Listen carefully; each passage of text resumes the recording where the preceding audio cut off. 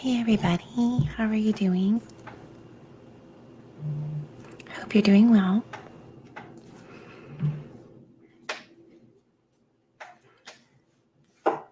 My chairs make so much noise. It's sorry for the noise that it makes.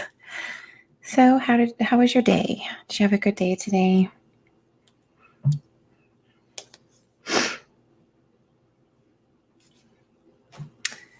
Oh no, there's water right here. So today is Labor Day. Does anybody have any special plans? Who has to work tomorrow?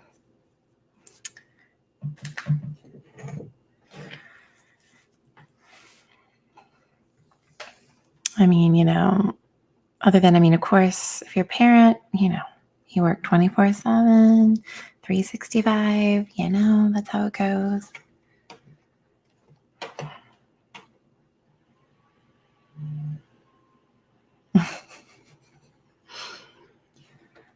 See, this is why I am doing this. Hey, Claire Bear. Hi. I love saying your name, like Claire Bear. It's so cute. My Claire Bear. Just such a sweet, warm presence. I just got a comment. I just see that somebody commented, I guess, on my live last night about the whole woman. Did Frank say woman? And we slowed it down. And somebody was like, sorry, Jamie, but everyone except you heard Frank say evil woman. No, he said this evil one. I can slow it down thanks to Brian St. John. You're a Care Bear. Yes, you are. I'm doing okay. Hanging in there. So, Claire Bear, do you live in Australia, right? Did we talk about that? I want to say you do, right?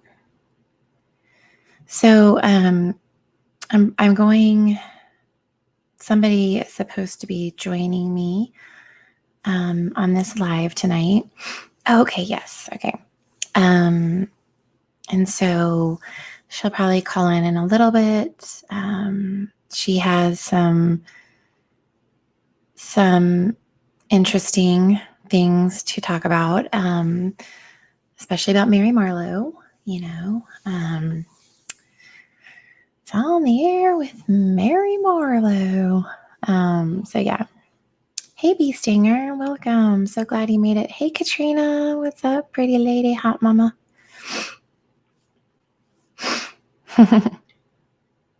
So yeah, I was just saying, Katrina, that I'm going to have a special guest and joining in just a little bit to just discuss and enlighten us more about the one and only Mary Marlowe, and just about just the conspiracies with this case. So she'll join in just a little bit. How are you doing? How are you, Katrina? And Bee Stinger.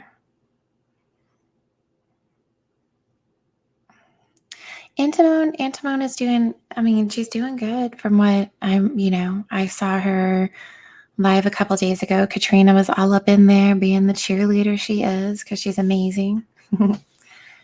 And we're kind of like it's like right now our schedules are, even though we both do late, I don't know, like we're just, usually when she's going on, I'm usually going to sleep or whatever, So yeah, she seems to be doing okay. How are you doing? And those watching, Katrina, it's like, you're lurking. Actually, I wonder if I can do Instagram, because there's a video. It's so funny on there where this guy's like, I see you, you're lurking. I see you liked my picture, you're lurking. Let me see if I can pull it up. I think I can actually. Blah, blah, blah. Let me see. Let's try this out. Okay, let's see. Log in. Hold on, let me see. I'm seeing, I think it's gonna work. Hold on. I like to share little funny videos. Let me see if this works. Yes, I remember the password. Okay. You know how like when I don't usually always, what is that? Remember like passwords. I mean, I don't have them like, I'll never have them like on my phone or anything. Like sometimes on my computer. Yeah, the walls have ears and eyes. They do. Francesca, you're lurking. We found you out. You sneaky one. Okay, let me see if I can pull this up. Ricky Thompson. Lurking. Let's see if no, it's not going to come up. Okay, I'll have to kind of scroll through. How is everybody doing? Welcome. Hey. Yeah, like I said, I'm going to have somebody in just a little bit call in and discuss some things. But, like I said, the reason why we're continuing on each day, because there's a lot to go through with the Watts family murder case and all the evidence, and that's fine. Hey, Sunflower. It's all good. It's one thing to be like lurking and like taking notes and screenshots and stuff like that kind of stuff. But hey, Brandy, where's Mike? Where's Mike? But no, Phil, if you're here just to chill and relax and just listen, you do that. Don't even worry. We know the ones that, there's always the ones. But yeah, hold on. But it's just like, hey Connie, how are you? Connie Gustafson. So is your profile picture, is that from Revenge? Or because I liked her in Revenge. I never finished that. I like her in, why am I going blank on the name? The show she's in right now. Hello, the doctor show.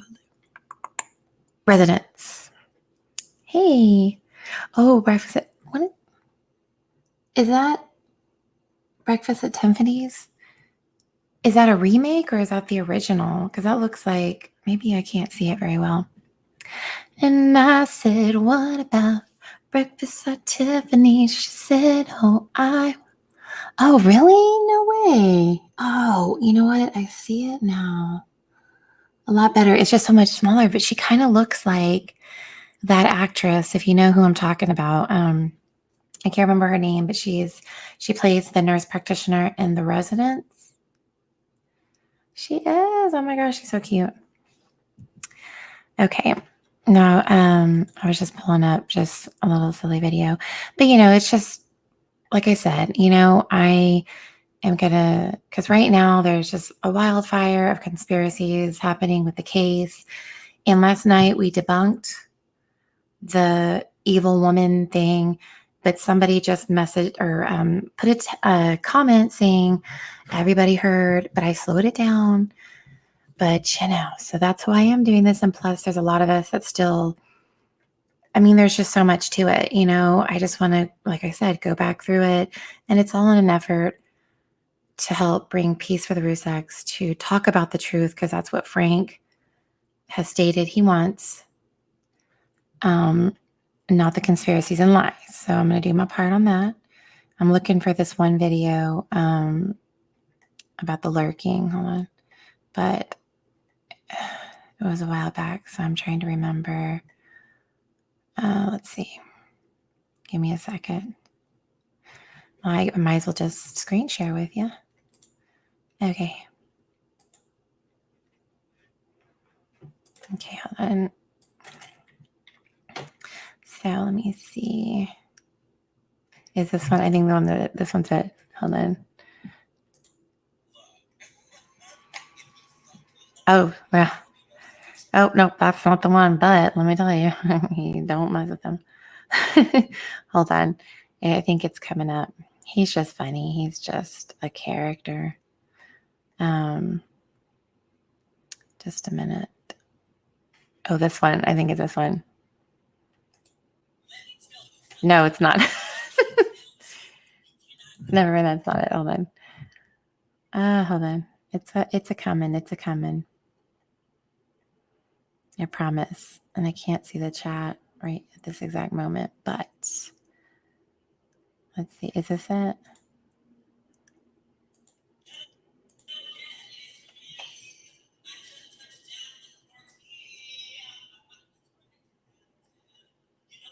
So funny. Hold on. That's not it. Let's see. I don't know if this one's it. No, that's not it. Something else. Something else. Let's see. Oh, I think this one's it. This one's it, I think.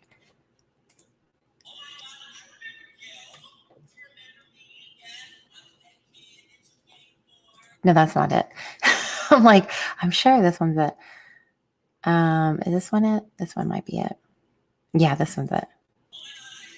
Yes. You're lurking. Okay, hold on. Hold on. Hold on. So y'all can't hear it very well. Let me see. Wait.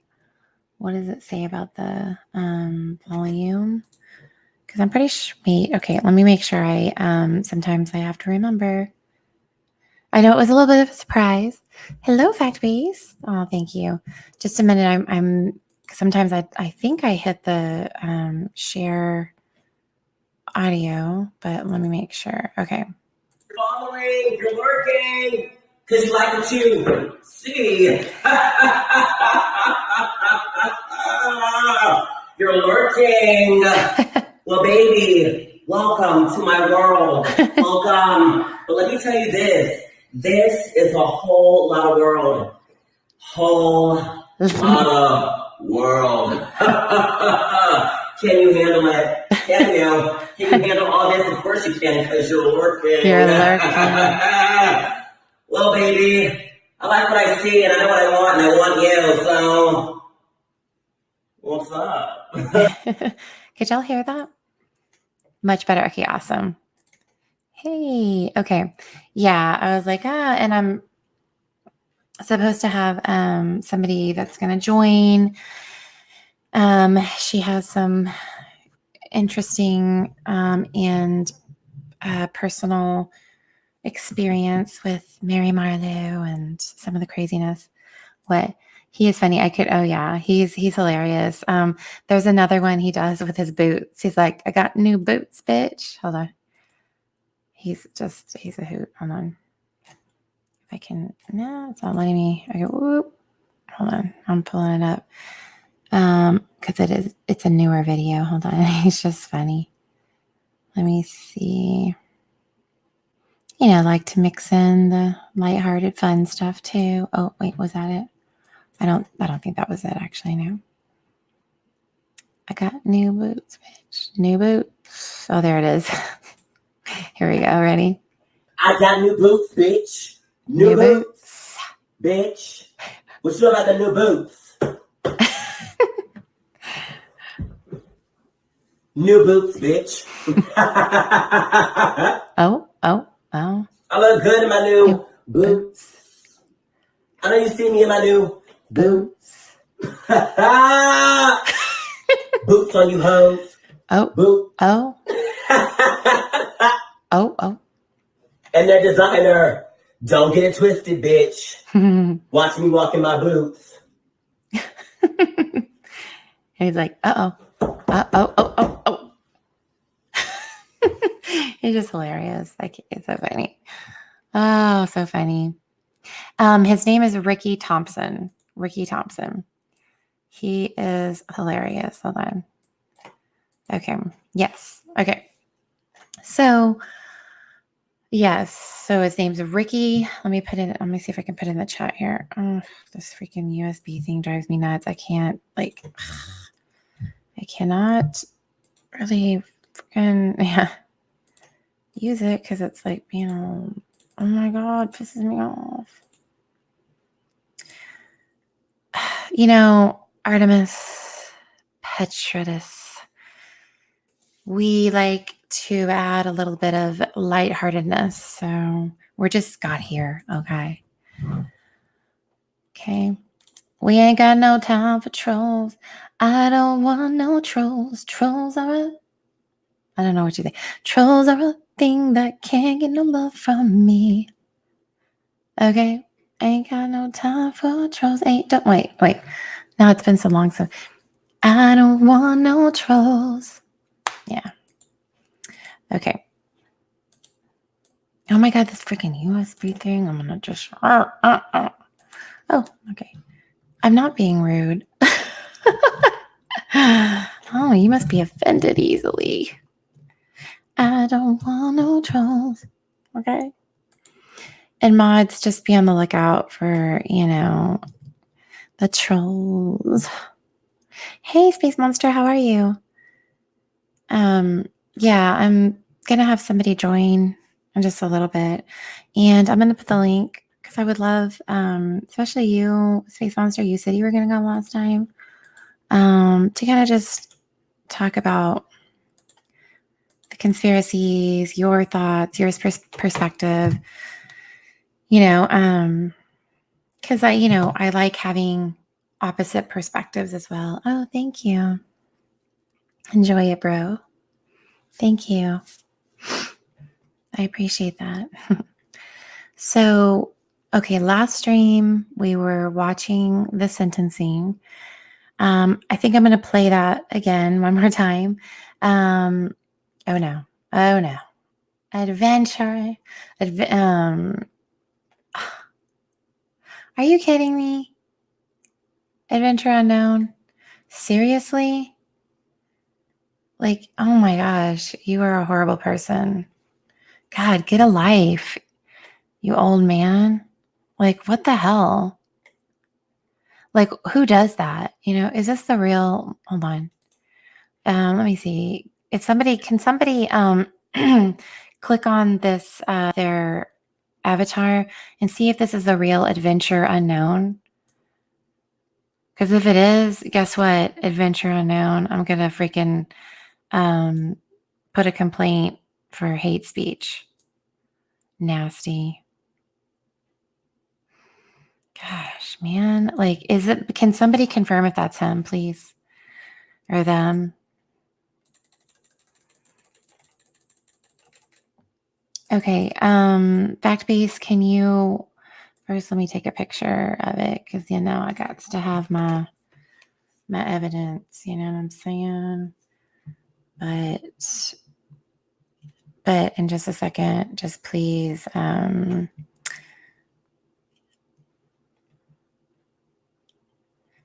please erase it. But if you can confirm, so it's not them. Okay, it's not them.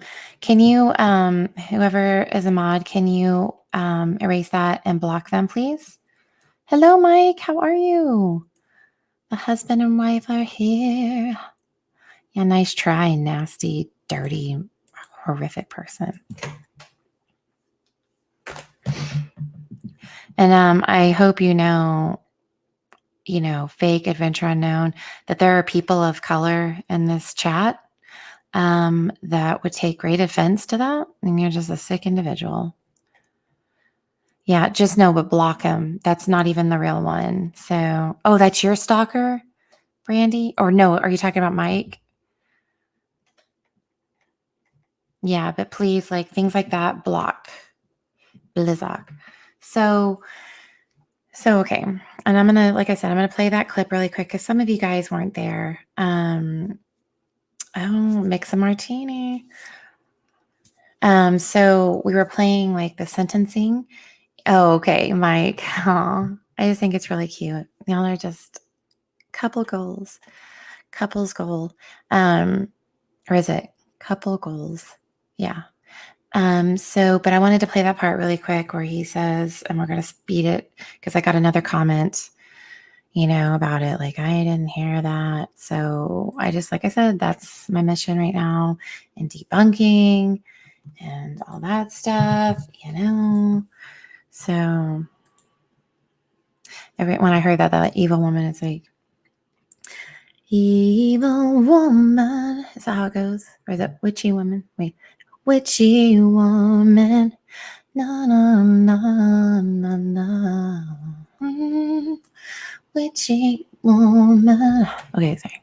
I have a tendency to like hear song lyrics and just different words that I say. Okay, so let's get back. I just really want to play that really quick, Chris. Sentencing hearing. So I want to make sure we clear that up. Which one did we think it was? This one? Okay. Okay, I want to make sure. Okay, y'all aren't seeing that. Okay. So let me stop sharing that one. And let's share the next one. This one. We got to share audio. Make sure I click all the things. Okay. So I'm going to speak. Okay. I'm going to let it, like I said, I'm going to let it kind of go normally, and then I'll speed it down. And let me know. I want to make sure that y'all can hear. I'd like to say to the courts that Shanann, Bella, and Nico love and caring people. They love life. They love being around people who love them. They always had good times. This is the first time they went to the beach. Hold on, I will. Hold on just a minute. But God only knows what happened that night. Life will never be the same without Shanann, Bella, Celeste, and Nico. I trusted you to take care of Nico. Had all their life. So first, I'm going to make sure everybody can hear. Hi, Denise. How are you? So can y'all hear? Okay. Oh. Just give me that thumbs up so I can make sure that all is well there. Okay, so. Lives to live. They were taken. Okay, so this is the part where this is normal speed, and with his accent, and he says it fast, by this evil one. Now, the first time he says it, it could be construed as this evil woman, but I will slow it down. By a heartless one. A heartless one, excuse me. This is the heartless one. The heartless one, not evil one. The heartless one. Let me do that again. Had all their lives to live. They were taken by a heartless one. Heartless one. This is the heartless one. And his voice kind of cracks when he says one. Okay, now I'm going to slow it down. And so that we can hear it very slow, so it becomes very clear.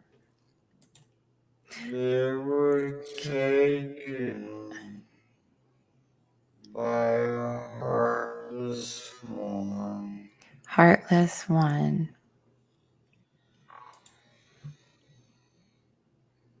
This is the heartless one. Evil. Okay. So y'all heard? Yeah, thank you, Connie. Yeah, I just right before I started the live, I heard another comment that no, Jamie, everybody heard heartless or heartless evil woman. I don't know, but there is no woman's head. You know what I'm saying? I know, right, Connie? That's why I'm here. I'm like, we're gonna debunk these things. We're gonna get through it. Well, right, Artemis, but unfortunately, people take things like that and they run with it, and then they create these conspiracies based off of it. And I just debunked. So check one off the list. So I think next we watched the sentencing, and we watched both families speak. Well, no, it's not when you have somebody like Mary Marlowe, who is like a wildfire and she needs to be put out, and it just keeps fueling it. And so that's what I'm dedicating. I want to make sure that I help debunk it, Okay, so we watched that. And we saw how like angry he was. So next we're going to move on. Okay. Okay, so hold on. I'm going to do... Okay. So I'm thinking that we probably... Do y'all want to just kind of move on to the second interview from February?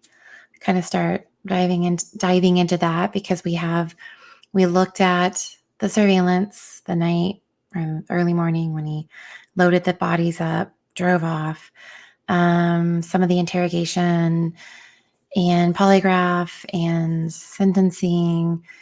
And so I don't know if you guys, we didn't spend too much time about the first interrogation.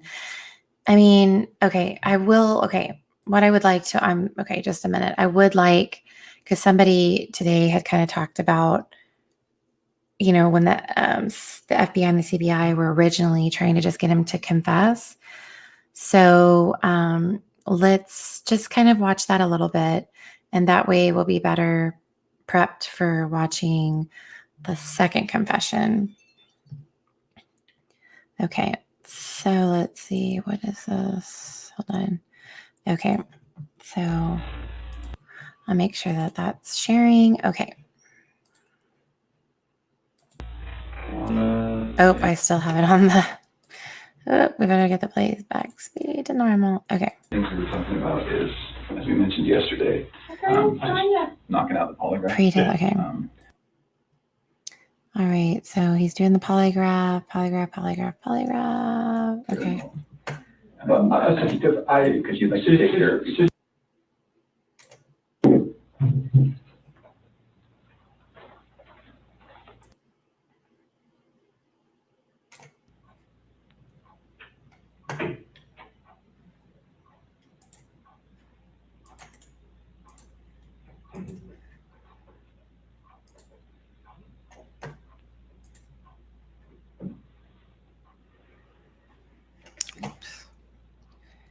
Oops, hold on.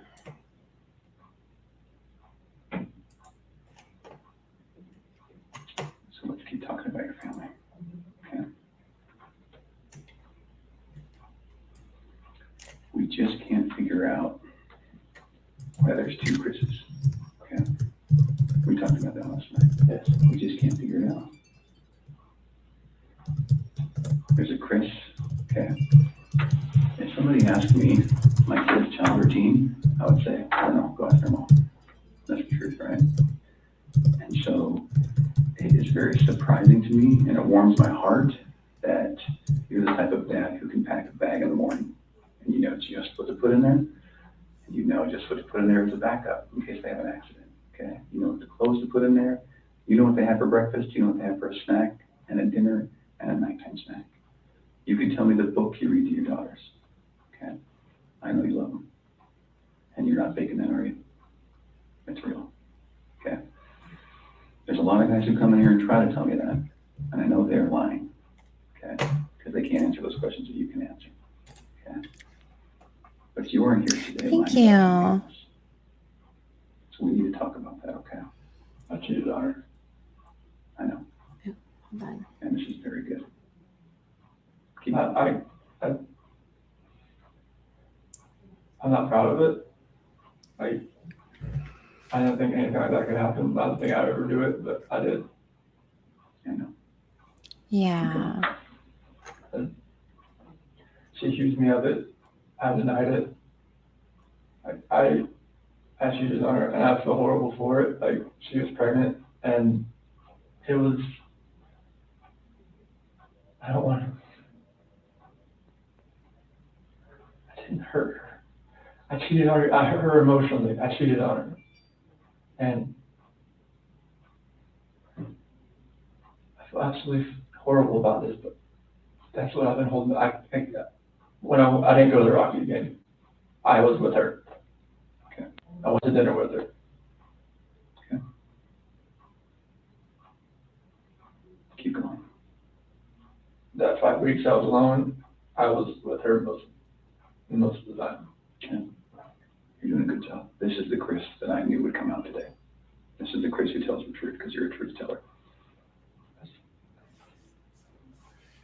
I'm gonna tell you, I fell out of love because I fell in love with her. Absolutely. Okay? I mean, that's God's honest truth. Okay. Who is her? I don't want to get her involved in this. I don't want to ruin her life. Like if something like this, Okay. I don't want her involved in this. Okay. So can we talk about that a little bit? Yes. I knew that you would say you didn't want to get her involved. But just because you'd like to take care of people. She's a wonderful person. Like she knew I was married, yes. And I told her we were going through issues, yes. Yes. And I told her that, we were going to get, if we need a contact man. It doesn't make sense to me. I understand that. You have to. I will go 4 o'clock. Got dressed, got ready. 4:15, me and Shanann talked about the house, about separation. Did you guys talk about Nikki? She accused me of like, all right, is there somebody else? Sure. I didn't say it. You denied it? Yeah. Okay. Because she brought up well, was there a $68 charge on dinner the other night? Okay. Was there 2 of you? And that was with 2 of you, wasn't it? Yes. Okay. That's me. Okay. So it sounds like at that time there was maybe you weren't quite ready to just say, man, this is everything. Mm-hmm. I couldn't say it. Right. Okay. We were already trying hard enough. I couldn't say that. Okay. What did you say? I just told her this separation has to go. I want separation. Okay. Okay, what Was it video right is in the that? house of yours? Space She Monster? initiated the realtor the week before in an email Why? because we were talking about the marital issues. She's like, well, you can't afford to live on her own. Well, she can't afford to live on her own. And I can't afford to live on my own. So she's like, we need a contact man. I don't see that. I want to see the Chris that cares. I want to see the Chris that, feels bad about what he did and wants to, get this off his chest and be done with this. And let us find your little girls so that they're not out Okay, there great. Sounds in the good. middle of a field or whatever somewhere. Like, don't do that. I love those girls to death. Then show us that. Oh, Show whoa, us whoa. that. Whoa, did y'all catch that? Show us. Okay, hold on. The fact that he said, I love those girls to death. That's a very interesting choice of words. I love those girls to death. That to me might be a little bit of one of his little slips, his little, let me see. I think that's maybe what happened. I did not cause an accident. I didn't do anything to my wife and kids. Was it a misunderstanding? There's no misunderstanding. Like, we had that talk. There was a misunderstanding where I didn't tell her about the affair. Hey, Frank. Yeah, I didn't. That was a misunderstanding. Like, Miscommunication, Yeah, misunderstanding. Right, fact-based. but I probably should have told her right then, honestly. I mean, everything was out on the table anyway. Right. I should have just told her right then. But he never did. I just couldn't bring myself to do it. What was your plan? What were you going to do? How was the separation going to work? Like, once we got separated. Okay, great. Yeah, I opened it a new My link. own place, and then So I will play that in a little bit. 50-50 split with the kids. I was hoping. Yeah, exactly. Exactly fact-based. Did he just say it? Did I just miss it? Hold on. I think I just missed it. He's like, I love those kids to death. I promise you, I have nothing on my hands I did nothing to those kids or her Okay, hold on. to make them vanish. To make them vanish. What? So tell me what happened then. I believe you that you did nothing on your hands. What happened? When I left, I mean, it's on video that I left and I was in my truck. I didn't like load anything into my truck besides my tools, my container, my book bag, my water jug, my lunchbox. Okay. But then what happened?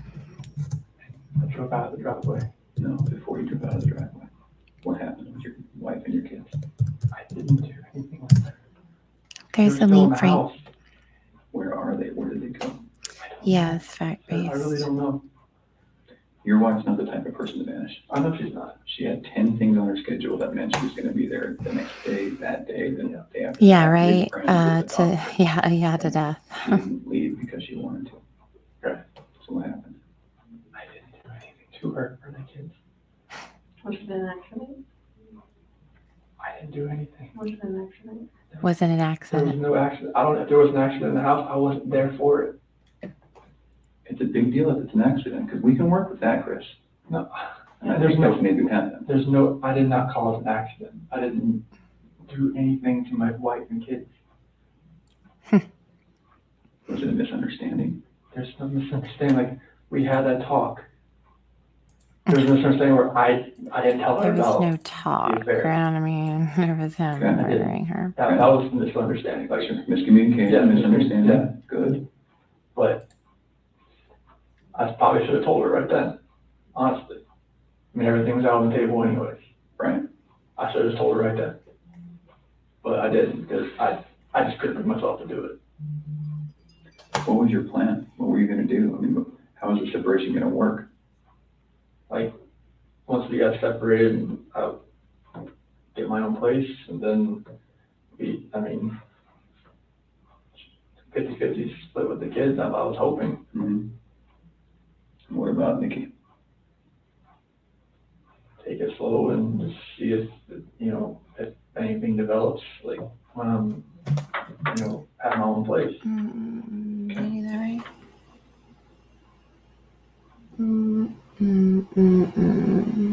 I just find it hard that you're Okay, Frank, I sent it to you. having this emotional, conversation with Shanann, and you're falling and crying together, and you have not shed one tear in Yeah. 2 days that you've been here. No. Not one. And help me understand that, because I don't get it. These are your baby girls. And you have not shed one tear over them not being around. Right. Chris, I lose my 4-year-old in the store for 10 seconds and I start to go panic. I have not seen any of that from you at all. Help me understand that. I love those girls.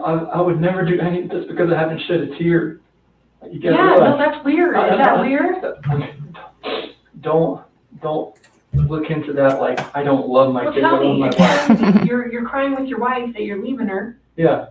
but you don't cry that your 2 little baby girls I'm are hoping they're missing? still around somewhere. I'm hoping they're still somewhere. Yeah, but you alive. don't have them right now. You're I not know. reading stories to them at night. I know. You're not giving them midnight snacks. We're kind of You're not watching reading their the medicine. psychology You're not waking up with them in the morning. of how the CBI agents were handling So this. that Like, should cause you pain. It does cause me pain. But I don't see that. I don't see that. I want to see the Chris that cares. I want to see the Chris that, feels bad about what he did. because he and doesn't wants to, exist. get this off his chest and be done with it. And let us find your little girls so that they're not out there in the middle of a field or whatever somewhere. Like, don't do that. I love those girls to death. Then show us that. Oh my God, did y'all hear that again? Oh my God, see, this is why. Because he has said this like multiple times. I love those girls to death. Did y'all hear that again? Like, seriously, I love those girls to death. Show us that. Show us this Chris, not this Chris. I'm not showing you that. I'm showing you the Chris that cares about his girls and his wife. Just because I haven't shed a tear shouldn't make you feel like that the love isn't there for them. It's weird. It doesn't make sense to me. I understand that. You have to. I totally see where you're coming from. Trust me, like, There's nothing. Hey there. Hey. Just because Chris, people can be pushed to the point where they do Hey. something that they regret. Hey. It happens Hey. every single day. Hey. You're here. But I'm what makes here. me is the guy that goes really fucked up. Can Yeah. you hear me? But Oh, this yeah. is what I I can hear did, you. and I'm Okay. gonna skip from what I did. And I'm gonna So, tell yeah, you what we're I just did, and watching I'm this. And it's just interesting, like you saw. gonna I love them to death. Hello, Paige. Good morning. Okay. So once we find these girls in your life, I lost the video. no I'm matter trying how to we find it them, again. no matter what condition they're in, Yeah, how we were talking about this earlier, just about guys, when it's not as bad as it looks. they got him to confess, Let me We're tell watching you that part what happened. really I was quick. never comfortable with you, Graham, or with you, Tam. I wasn't comfortable yet. Now Hey, that leave everything's me. known, Leave, that but the girls are don't found, leave the me. man's found. Hi. However they're How are you? found, Good it's morning. okay. We can keep talking to you. Okay? Chris, did Shanann do something to them? No, I don't know. I'm serious. I have no clue. No, you would have known, because they didn't leave the house. When Did What Shanann part? do something to them, and then did you feel like you had to do something to Shanann? they were at the house when I left. They were there. They weren't there. They didn't leave. They vanished. They were The there. only way they could have left is in your truck. There's no way, because, like, I didn't just throw them in my truck. You know your truck is GPS, Yeah. right? Yeah. Because you told your boss, like, Yeah. hey, I'm going to celebration, I'm maybe staying at a friend's house, whatever. You know that thing pings every 10 seconds? Yep. So we will know You can't turn it exactly off. I don't. where you went. And your company's giving that to us. Yeah, exactly. Are we not asking the right questions, Chris? We're kind You're of asking getting all the to questions. it. Hold on. What are we not asking you right? What are we doing wrong? You're not doing anything wrong.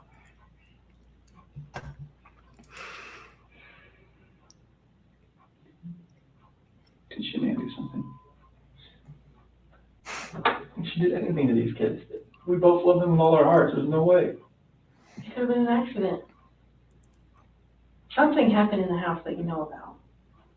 You failed the polygraph test, Chris. This is not about, did you leave and your wife vanished and you didn't know anything about it. That was not what you were asked, okay? Okay. We know that something happened to all three of them. But I want to know, did something happen to these baby girls first that you had to take into your own hands and deal with? You had to clean it up for Shanann. The wheels are a-turning in his head right now. Look, he's You like, just gotta tell us. huh? There's something that happened to these baby girls. Look at him. He's like, Tell maybe. them. I know. Before he came in, I was watching videos. Yeah. Denise, We have no let's doubt see. you I don't love know. these girls with all of your heart.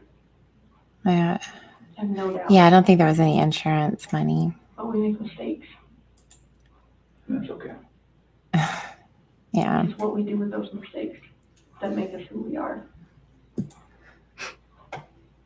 Chris, it seems like you're thinking about it right now. What do you think? Yeah, see, it's like you're thinking about it. She couldn't have.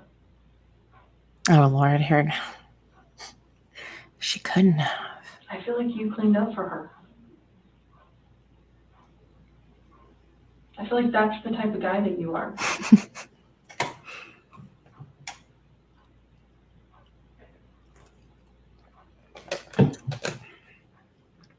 Which one of these has the breathing thing?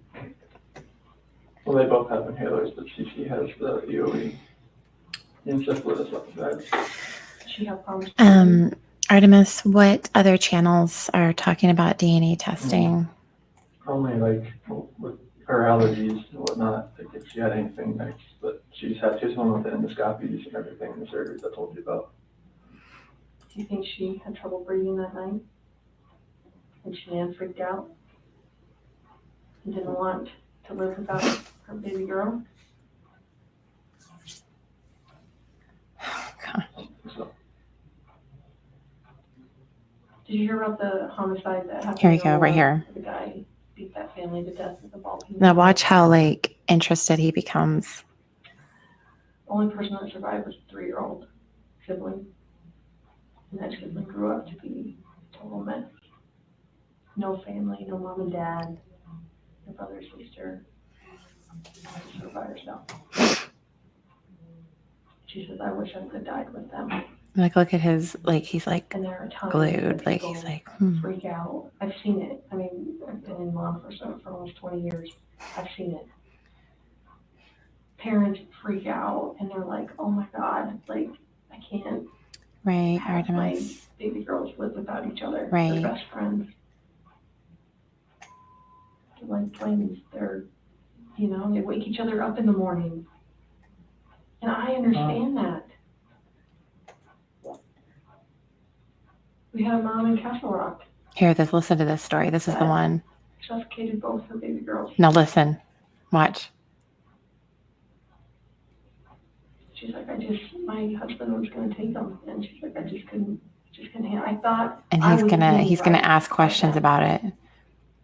I thought I was saving them pain. And I get it. Why? You see that, you Why guys? is she saving the pain? Oh my God. It's like, oh man. Why? Why were they saving the pain? You know? I mean, hold on. Like, I can't have my baby girls live without each other. They're best friends. They're like twins. They're, you know, they wake each other up in the morning. And I understand that. We had a mom in Castle Rock. Artemis, provide the page number in the discovery, please. She's like, my husband was going to take them. And she's like, I just couldn't handle. I thought I was doing right by them. I thought I was saving them pain. And I get it. Why? Why? Why is she saving the pain? Why are they saving the I pain? didn't want them to have to live without their mom. Oh my God. This just like. Chris, this has a weight that's going to be on you for the rest of your life until we resolve it tonight. Unless we can talk about this more tonight, it's going to follow you forever. I promise you, when you start talking to us, you will feel better. I know you already feel better about getting Nikki off your chest. Please don't like involve her in the news or anything like that. She can't do that. You got to help me. I know. Chris, we're giving you a lifeline right now. You need to take it. You need to reach out and take it.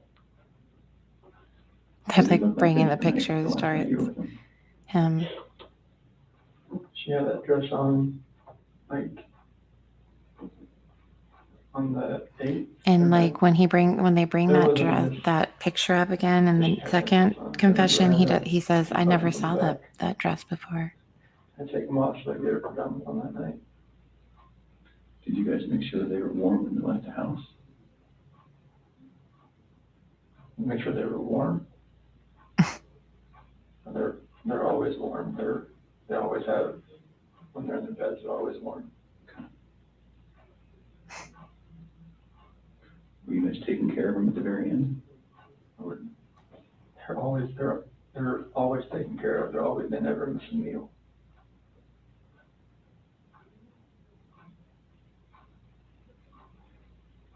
Chris, you took them out of the house with their blankets and their animals. Like, that's because you cared.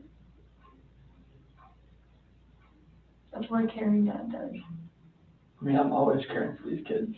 There's nothing in this for my life. I believe that. And I believe. Oh. And that's how that conversation went. God, she was distraught. She had like mascara on her face, all that. I mean, it was emotional. Well, how about this?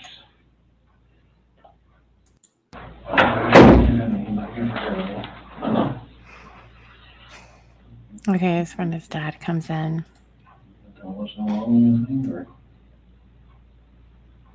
Right. Space monster. Witchy woman.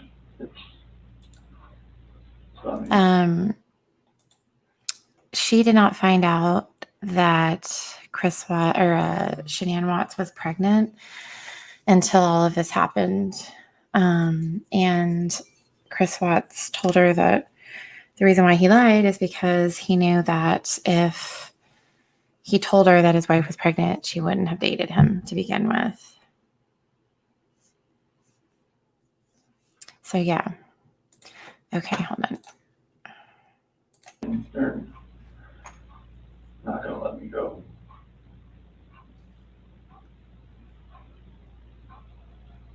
Is there any reason why they shouldn't?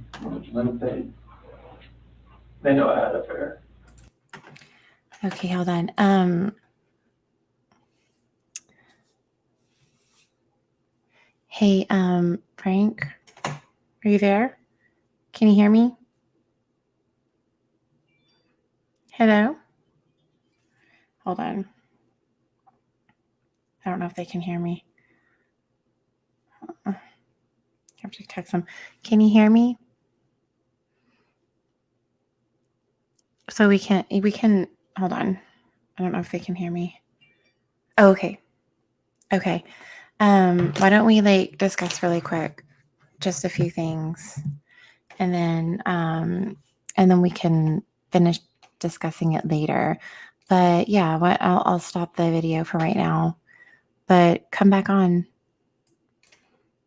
and let's chit chat really quick about Mary Marlowe. Let's see. Yeah, so Witchy Woman, yeah, she did not know she was pregnant.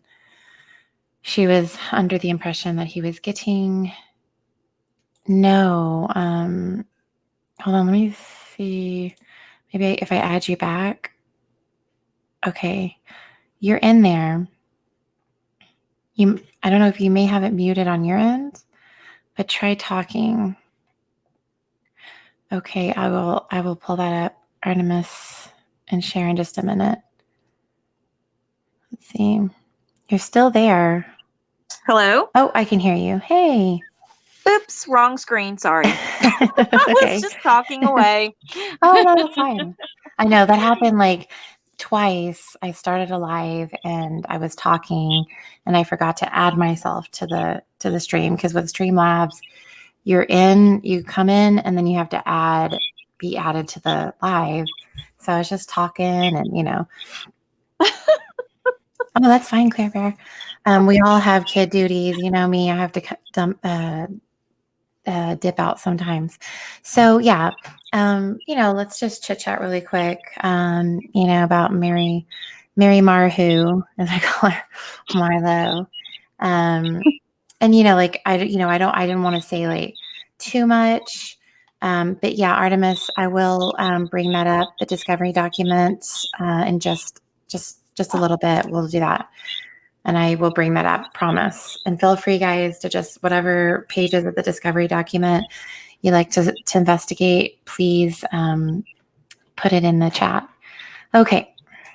So, because I didn't want to like say too much, but I want to let you kind of, oh, awesome, Mike. Thank you. Like introduce yourself, just be like, hey, and also, I know you have a channel, but you can leave the link. But yeah, like just tell us about your experiences. Okay. Oh, well, I want to say first that I am really here because I love your videos. Oh, thank you. I love them. I was only on Mary Marlowe's channel, and I don't have a lot of time. I have a full-time job, right. and so I just sort of I looked around a little bit. I didn't see yours, but I looked around a little bit. I became interested in the case, and then I sort of just chose hers, and just sort of stuck with it. She seemed to be in the beginning really sincere. But as time went on, her behavior became very erratic. So several mods quit. There was one day that she posted a something that it looked like somebody had hacked into her Facebook account, and she was asking for money through PayPal. She wanted to go on vacation. Oh, yeah. She said she hadn't been on vacation for a long time. No, I remember So, that. Yeah, she did that. yeah. And I thought, wow, this is so belligerent. It has to be a hacker, but it wasn't. I called her, and that's the first time I had ever talked to her. I called her on Facebook, and she answered, and I thought, well, that was really nice. She's personable. And then she asked me to be a mod. She was so desperate at the time because her then mod had quit because of this belligerency. Yeah. And then the mod prior to that had quit. So she decided she was going to bring on 3 mods, and I was one of them. And her behavior became even more crazy. I mean, I've got all these messages, and Right. I've got all this this content that just, I decided I was not going to be a mod either. And I think she picked up on that, and she fired me. So she's going to say that, you know, she pushed me out of what she calls her kingdom, but it was really a mutual parting. But yeah, so, you know, then I contacted you. It seems like you really got your head on straight about this. Yeah. I just don't have a lot of time to do videos. I'm trying to do my own because I have a lot to share.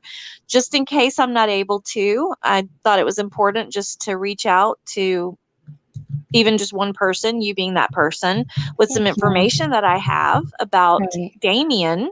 Yes. And so, you guys, I don't know where do you want me to go from here? You know, we've got this abundance of information. Yes. What do you want me to share? Well, just, I mean, anything that you'd like to. And Artemis, like the only reason that, because I do parodies of Mary and just like interviews of rocker girl interviews. But right now she is a malignant presence. Puma. Sorry. That's right. On YouTube. She's a Puma. A Puma, yeah. And she is exploiting this case, and she's spreading conspiracies and lies, and she continues to do it, and she's just, you know, and so she's just, you know, anybody that's had experience with her and kind of knows who she truly is, hopefully we can bring this truth out and help people like kind of be aware of her, because she's hurting the Rzucek family. She's hurting this case with her conspiracies. So it's important to have that out there. Yeah. So wait, leaping lizard, as Mary calls him, Damon. Yeah. Yeah. She calls them both. I think she forgets whichever personality is most prevalent. No, I think. Hold on, Artemis. I am not calling you malignant. I mean, are you Mary? I don't know. Like, I said that Mary Marlowe is malignant. A malignant Puma. Yeah, Puma. Like she's like this. She's this. You know, she's exploiting. She has a Patreon page just dedicated to making money off of this Watts family murder case. But, you know, my efforts are into debunking her conspiracies, talking about the truth, but also letting people know, because she has closed like her comment section, like in her lives. Nobody can, like, anybody that doesn't agree with her can't comment. And so a lot of people are getting victimized and like sucked in. And, you know, I mean, it's part of, you know, bringing the truth to light. This is a case discussion. Oh, what? How am I being very rude? Maybe it is a case discussion, and this is part of it. This is a part of the case right now, because she has inserted herself in such a way, and she is causing damage to this case, to people fully understanding it, to Frank Rzucek's plea, all of that. So Yes. Let's look at Exhibit A. yeah. Damien Ferns. Mm-hmm. His name pops up from who? Trent. Right. Trent just pops out of nowhere, obviously in love with Christopher Watts, and says he's had a relationship with him, and then he brings up Damien Fern's name. Well, then Mary runs with it and says that he could have potentially been there. He could have been the one. He was big enough, strong enough to choke both children very easily, and Shanann, and he might have even raped her. And the one thing that she hasn't thought about is that she has no proof. She doesn't have any insight into his life, him as a person. All she knows is a name, and they've gotten his arrest records from years and years, 10 years ago. And she said they have his social security number, which I think might be against the law. If the person has not given you their social security number, I think it might not be a good thing to have that. Now, like Artemis, I do agree with you on this. Why does anyone care about Mary Marlowe? She's a washed up radio personality with a drinking problem. Consider the source. Exactly, Artemis.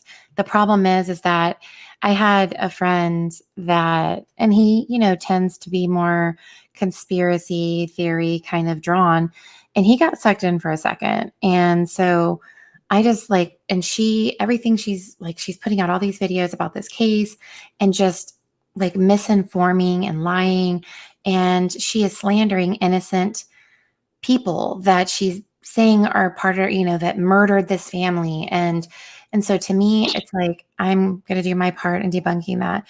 And I actually have a video of Trent Bolt that was shared with me where the guy that he was staying at a friend's house. The time, this was right when all this came out a year ago, because Trent Bolt was just out there for his, 15 seconds of fame.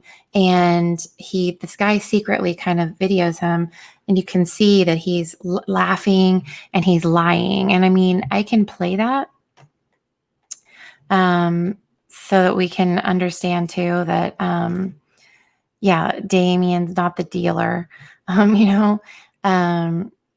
So yeah. And also, thank you, Fact Base. Mary threatened to sue me. Thank you, Fact Base. She can't. She has no basis to. And so, and like I was telling, what do you want? Like, do you want me to call you? Tell me what you want me to call you. You can call me Lisa. Okay, Lisa. Okay. And so I was telling her all her videos are Creative Commons. And so, there's no, well, the thing is that it's for the people, because that's why I'm doing this. I'm going back through, because a lot of people have these questions and it makes them question, maybe NK was involved or all of this. And then Mary is she's just posting video after video and, just inciting this, just like I said, wildfire. And I'm just here with my hose, hose of logic, trying to hose it down and show the truth. So I think, Space Bouncer, he said that, it could get a privacy thing, but it's like, he has no legs to stand on, Trent. So, you know what I'm saying? But he gave it to me. Well, we were getting to that, and I will. There's always those pushing ones. What question, Artemis? Do you want me to look really quick at the what am I trying to say? The discovery.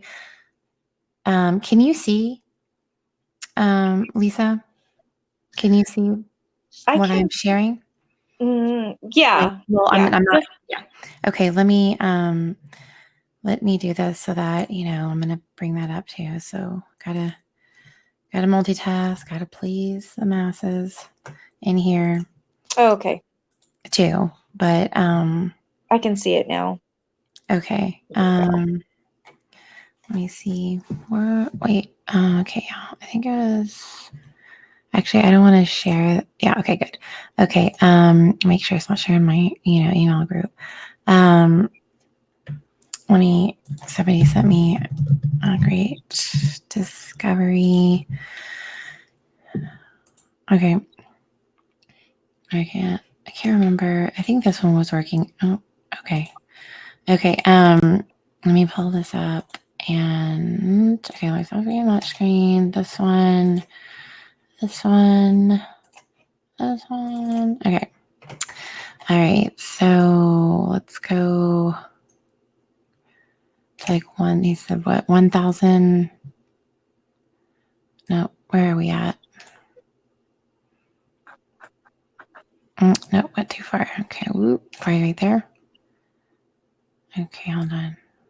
Hey, Yeah. while you look for that, I just want to say too that I have been talking to Damien Ferns the last 2 days. Right. And one thing I do want to get out there as soon as possible, because it's taking me forever to get this video together, Right. is that he is a very, very nice person with a family. Right. And he works a job where they do drug testing. He's living he has a wonderful life. I mean, whatever Right. he did in his past, he does not deserve to be called a rapist by Ugh, Mary Marlowe. And exactly. that's what people need to understand, is that we're trying to help these people who are being harassed and Exactly. slandered by her. Directly involved with this case, the Watts family murders, that, you know, YouTubers like Mary and others are trying to drag these innocent people Yes. into and ruining their lives. So Yes. that's part of it, you know, looking at the discovery and the evidence. And like Elisa said, she has had direct communication. I want to say, is his name Damien or is it Damon? It's Damien. Damien. Okay. So, and so she's working on seeing if she can interview him so that he can have a voice. Yes. He You said know. he would, but he is going to contact his attorney on Tuesday That's about smart. her. And he's definitely going to do whatever he can to the full extent Good. to shut her down. Yes. And that's part of it too, Artemis. So it's all kind of encompassing. Hold on, what is this? Okay, we got some blood work. Now, Artemis, what page did you say? Let me see. Let's see. Yeah, she leaving lizards, like she seems to lose mods quickly. Okay, a snow remover, her name's Lisa. Okay, okay, 1,002. Okay, got it. I'm getting there. All right, got some blood samples here. Oh God, this is just so let's just I'm looking at this really quick. About Shanann, her autopsy. She was wearing the purple t-shirt, blue underwear. Let's see, white metal piercing in her nose. And there was baby Nico. Yeah. I know. Oh my God, it breaks my heart. So let's look at, let's see. Okay, we're getting there. Okay. Bruising of the neck. What does that say? Scratches or stretches? The sternal thyroid, surface thyroid cartilage. Okay. Okay, let's see. Manual strangulation, second trimester pregnancy. So let's see. Swabs. Okay. So it says, okay, asphyxiation due to manual strangulation, bruising of the anterior strap muscles of the neck, largely decomposed fetus, baby Nico, found expelled from the uterus. It just makes me so sad. and let's right here, set the record straight, wants to say that Shanann killed the babies and then somehow injured her neck and died and killed herself. Based on the autopsy, death is asphyxiation due to manual strangulation by another. The manner of death is homicide. And they would know. Yeah, They would know better would than Mary know. Marlowe Yeah, yeah. or anyone else. Mm-hmm. And Okay. does it say anything about sexual assault? That's what I'm looking at right now. Okay, so receive body bag. Okay, wait, paper bags around each hand. Okay, marks and scars, none visualized. So, evidence of injury, possible pattern abrasions of the neck and left aspect of the face. A 1 centimeter area of probable bruising on the anterior subcutaneous neck tissue, bruising of the superior aspect of the right hold on, this is a tongue twister, sternocleidomastoid muscle. That was good. Oh, thank you. I was You like, did a good job. bruising. Yeah, thank you. Bruising of the soft tissue and fascial tissue of the surface of the right thyroid cartilage, bruising of the soft tissue associated with the right horn of the thyroid bone, thyroid bone, excuse me. Mega had, of course, rigor mortis. Let's see. There is blanching of the rightus. Okay. So, and here's a debunking we're gonna do right here with it, like Mary Marlowe likes to say. Okay. There is, however, an area of blanching on the right aspect of the abdomen, extending along the groin to the right thigh. This is likely consistent with the area of pressure based on the body positioning at the time of discovery in her shallow grave. When you die and whatever part of your body that you're laying on, there's going to be a pooling of blood around that area. And so, but she's trying to say somehow that it's tied into some sexual assault or, just horrificness. Mm-hmm. So right now, based on the body positioning at the time of discovery, because she was on her tummy, kind of just, okay. So I think, did I finally get, okay, we're at the page 1004. Okay. Eyes. Okay. Opicified. Is that how you say it? Opicified. Because the eyes. The nose milling dry is not great. Okay. The neck structures. Okay. Okay, so it says there's a linear array of variably sized purple-black circular defects which extend from the inferior aspect of the chin along the jawline. Yeah.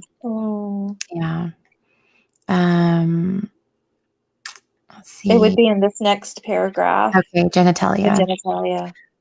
The external genitalia are largely normal. Adult female, however, the internal genitalia are protruding through the vaginal vault. This is likely represents prolapse of the uterus due to pregnancy and post-mortem mortem artifact. So, coffin birth, essentially. Mm-hmm. Adjacent to the probable uterus is a largely degraded portion of tissue, which is unfortunately covered in sandy debris from the gravesite. Upon further examination of this tissue, it is revealed to be largely decomposed fetus. Oh, God. Yeah. Gender and age cannot be determined. However, it has the following measurements: crown rump length of approximately 10.5 centimeters and a foot length of approximately 0.7 to 0.8 centimeters. There is an approximate 17 centimeter umbilical cord extending to a disrupted placental disc. The membranes are ruptured and covered with sandy debris. Portions of the placenta, umbilical cord, and membranes will be retained, and the fetus will be transferred to the jurisdiction of CPI for subsequent genetic analysis. So, let's see. Buddy. We're looking at just like, I mean, there is no, all of her organs look pretty normal. Let's see. Let's see. The pelvis and uterus are non-dilated. Urinary bladder is empty. The mucosal surface is tan pink, moist, and smooth. Female internal genitalia. The fallopian tubes and ovaries are unremarkable. The uterus, 480 grams, measuring 19 by 14 by 2 centimeters, is prolapsed through the vaginal vault. The uterus is open to reveal a predominantly empty space with membranous fragments remaining. There is also red-brown fluid and discoloration of the endometrial lining. So again, there's no other signs. And this is the neck. Traumatic injury has been previously described. The anterior musculature is smooth and dull. The epiglottis and hypopharynx are unremarkable. The hyoid bone and thyroid cartilage are intact. The laryngeal mucosa is unremarkable. They're just kind of making sure everything. The specimens obtained blood from the spleen. Representative sections of major organs are also retained. Let's see. Other than that, there was no kind of testing like that done. So I can't see the chat. So let me look back here. Hold on. Hi, Misadventures of Tori. How are you? Yeah, says Mary Marlowe has begun setting the narrative up by saying she has been sick and that she wants to bring fact-based info and not too many of it. She's losing her grip. Yeah, indeed. Hello, Jaredon. I'm kind of How hilarious. How hilarious.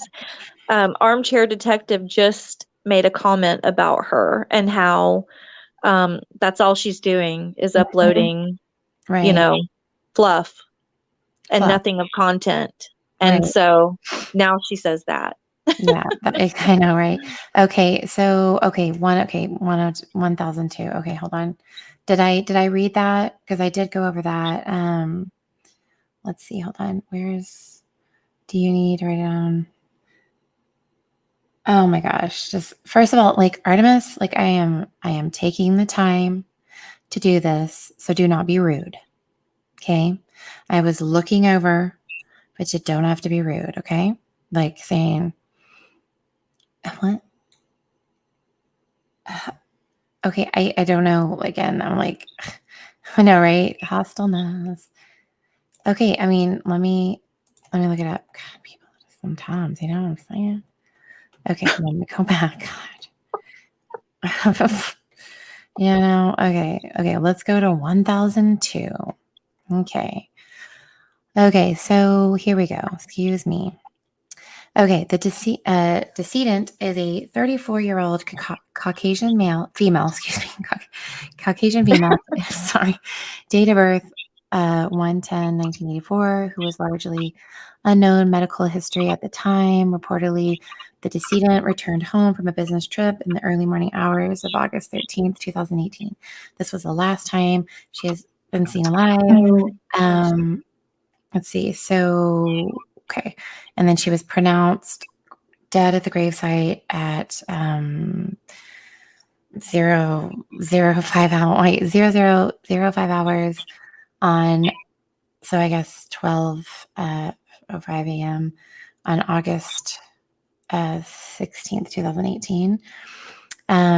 So we have personnel present for the post-mortem examination include Michael Burson, MD, PhD, pathologist, and Joey Weiner, autopsy assistant. Okay. District Attorney disclaimer. At 10:10 hours on August 17th,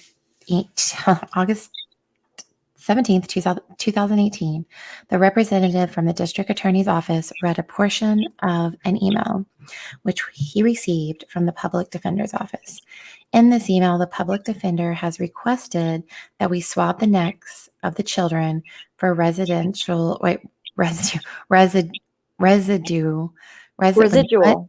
Thank you. Trace. Very well. Yeah. According to him and his expert DNA witness, they anticipate trace DNA being preserved on the neck structures of the children despite being confined in a container of oil, water, and associative sludge matter over the course of several days. Identification by the Weld County Coroner, State of Colorado. So there you go. I read the page. Okay. Wait, what? I have this not okay. I looked. Okay. So, I mean, I was looking at the right page, right? This talks about the DNA or the DNA stuff. So did you see what you were wanting to see? Hold on, it discusses her and okay. So, but this was a public defender. So hey Lisa Lux, how are you? Okay, Artemis, you said the children had their hands bagged. It only states their necks were swabbed, and at the bottom of it, it says that CW's hand. Okay. Yeah, like. Okay. So, I mean, the hands of, I believe, even the children, because of the skin slippage and everything, I do believe their hands were put in bags, but it was just to,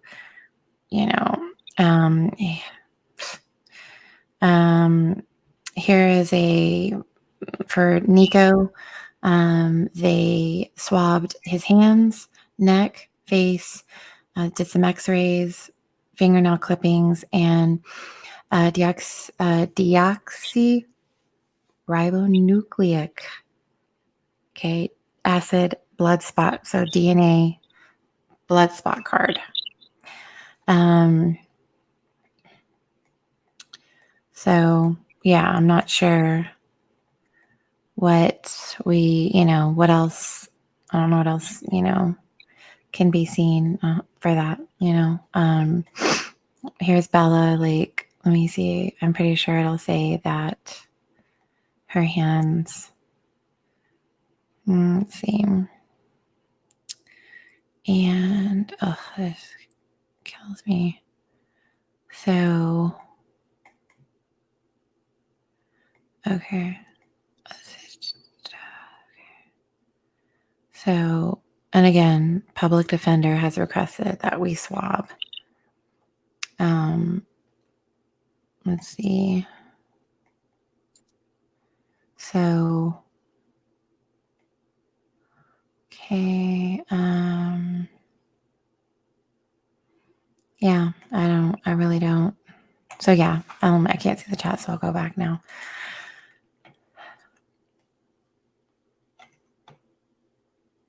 Oh yeah, that's okay. Well, yeah, and I think it's the Public Defender that did that. Okay, thank you. Artemis, I entertained you enough. You know what I mean? Okay, so back to what we were discussing, Lisa. Yes, ma'am. There we go. Oh my gosh, Mike and Brandy, they're married. They're always giving each other a hard time. It's so cute. This is not true. Fact-based. I mean, no, it says right there that the district attorney was noting on there that even though they were submerged and stuff, the public defender was wanting some DNA swab. I mean, I don't even know why, but yes, it is. It is a case discussion. This is actually how you discuss cases. Okay. So I'm sorry. Go ahead. Go, please, Lisa. Yes, ma'am. Okay. Go ahead. We were trying. Artemis. Artemis. So, and I mean, I'll have you back on too, and we'll continue. It's like, this is how it is. I mean, we can only get through so much, and so it's an ongoing, until we cover everything. But just what are, like, for you, you're talking to Damien, and hopefully, he will, after he talks to his lawyer, we'll let you interview him and everything. But what else do you think?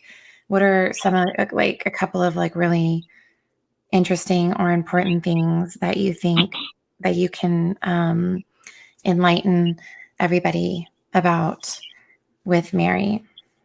Well, I will say this. She made it very clear that she was told by someone she used to work in radio with, and I think she might have mentioned this on one of her lives, that if she doesn't produce footage, content that's full of drama, sensationalism, negativity, that she won't have any subscribers and she won't make any money. Right. So, she also had this plan to take down Armchair Detective and get him to stop talking about the case, so that when he did, where would all of his subscribers go? Well, she just was convinced they would go to her. Right. So it's this weird, almost political dance of psychopathy, I think, between all of these creators, and everybody's turned on each other.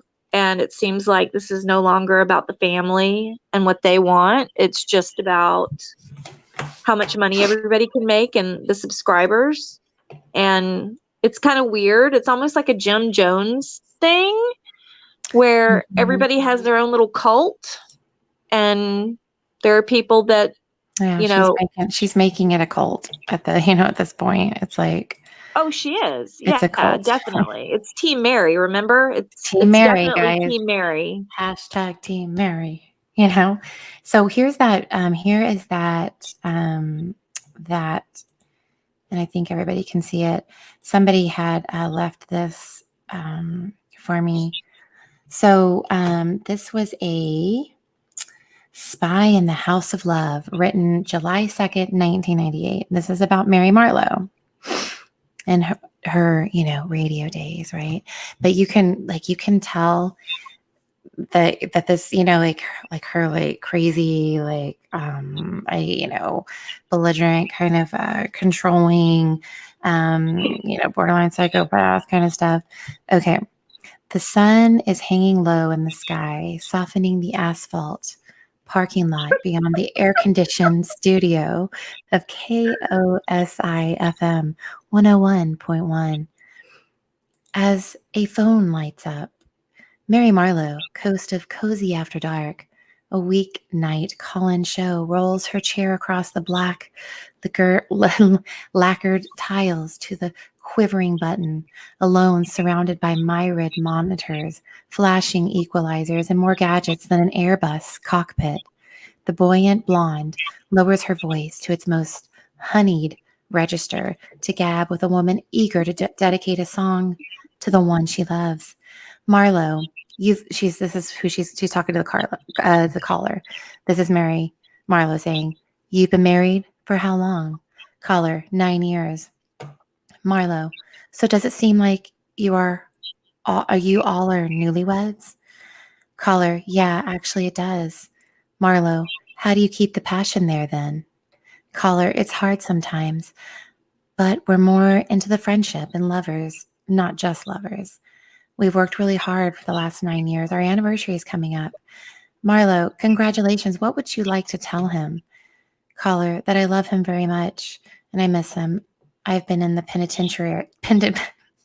I have been in the penitentiary for the last 4 years. I'm sorry. This will drive you crazy, won't it? Yeah, I was like, what? They're in the pen. Exchanges like these have helped Marlo, 35, navigate cozy after dark to most listened to status, and it's 7 p.m. to midnight time period among members of the ages of 25 to 54. An 8-year veteran of the love song business, she spent half that time in her current slot honing a formula that injects Hallmark molasses with a sobering dose of Dr. Laura. She said, once I had a guy call and say, you know, Mary, people just want to call and make a dedication and you make them jump through hoops, or they just want to hear a song and you're making them dance for it. She notes, sounds like her. And I put it on the air because it's probably that 30 or 40% of the listeners, what they sometimes think. But that doesn't mean Marlo has lowered her standards. The hapless listener making the first request of the night for the theme from General Hospital has no one to whom she'd like to devote the track. She just likes it. Marlo, who poised to record the woman's suggestion for use on her program, allows her fingers to drop from her handy DAT. Clearly, she knows what side her bread is buttered on. I don't even know. Marlo ascended to the romance throne after her popular predecessor, Rzucek, took a job elsewhere. She had a huge following and was a great host. And I had to fill her shoes, which was very scary, Marlo recalls. I did it very traditionally when I first came, and the numbers were sort of mainline. They were all right. I hung in there in the top 5.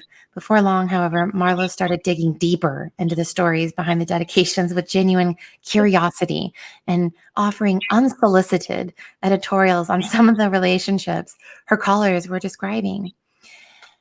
She's like, there are some who want to easily get by with, I just want to tell John that I love him. She offers, well, why do you love him? Every time I pry, it's not because I get a huge kick out of it. Listen, it's not because I get a huge kick out of it. I always get something more meaty. Oh my God. I mean, KOSI management subsequently invited an all-female focus group to assess the show's strengths and weaknesses. Listen to this one. Listen to this. The participants promptly ripped Marlo a new one. I can't. They ripped her a new one. Oh God. These women who really didn't listen to the show all that much just hammered me. She exclaims. They said they didn't like all that psychobabble. We need to start a focus group. I know. And they didn't like me talking all that much. They said, you know, what does she think she is, an expert? We just want to hear the music.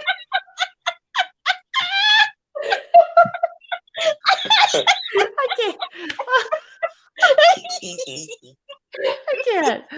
Oh my God. Kill me. I know. I'm like, oh my God. We just want to hear the music. I know. Shut up, Mary. Music, Shut the fuck up. Just stop with the psycho battle. Oh my God. Okay.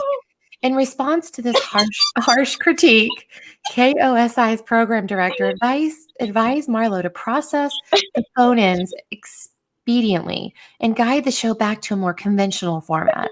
My bosses liked it the other way, but they have to abide by certain opinions from the public because, after all, we're here for them, she grants. Soon, though, listenership began to fall, ruffled by the dipping numbers. The higher-ups at the station disposed of a Friday night psychic in the interviews that cluttered the show, allowing Marlo to slowly remove her muzzle and return to doing what she does best. Sorry. Since then, Cozy After Dark has sailed in the our Arbitron ratings, biting off the lion's share of listeners in the Denver metro area. During a typical work week, around 50,000 people tune into Marlowe's landmined velveteen love speech. Good Lord. The vast majority of them women, but men are dialing in significant numbers and dedicating the most mawkish love songs imaginable to their squeezes and kinfolk. Mary says, I was tied at night with KBP among men, and it baffles me. Marlo concedes, I think it's because some men are really reaching back to the whole sensitive love thing, and their girlfriends, wives, sisters, and mothers listen. And the mixture of the fact that there's a soothing voice on the radio and a woman who's actually being more real. This real radio, not your syrupy, sappy love song show is what she said. This style is exemplified by Marlowe's conversation with a shy young man who calls the studio to dedicate a baby face number to the girl who dumped him 2 months earlier. Before long, he's sharing the details of the split. Marlo, let me ask you a question. If you were to have someone, I'm going to kind of talk like her.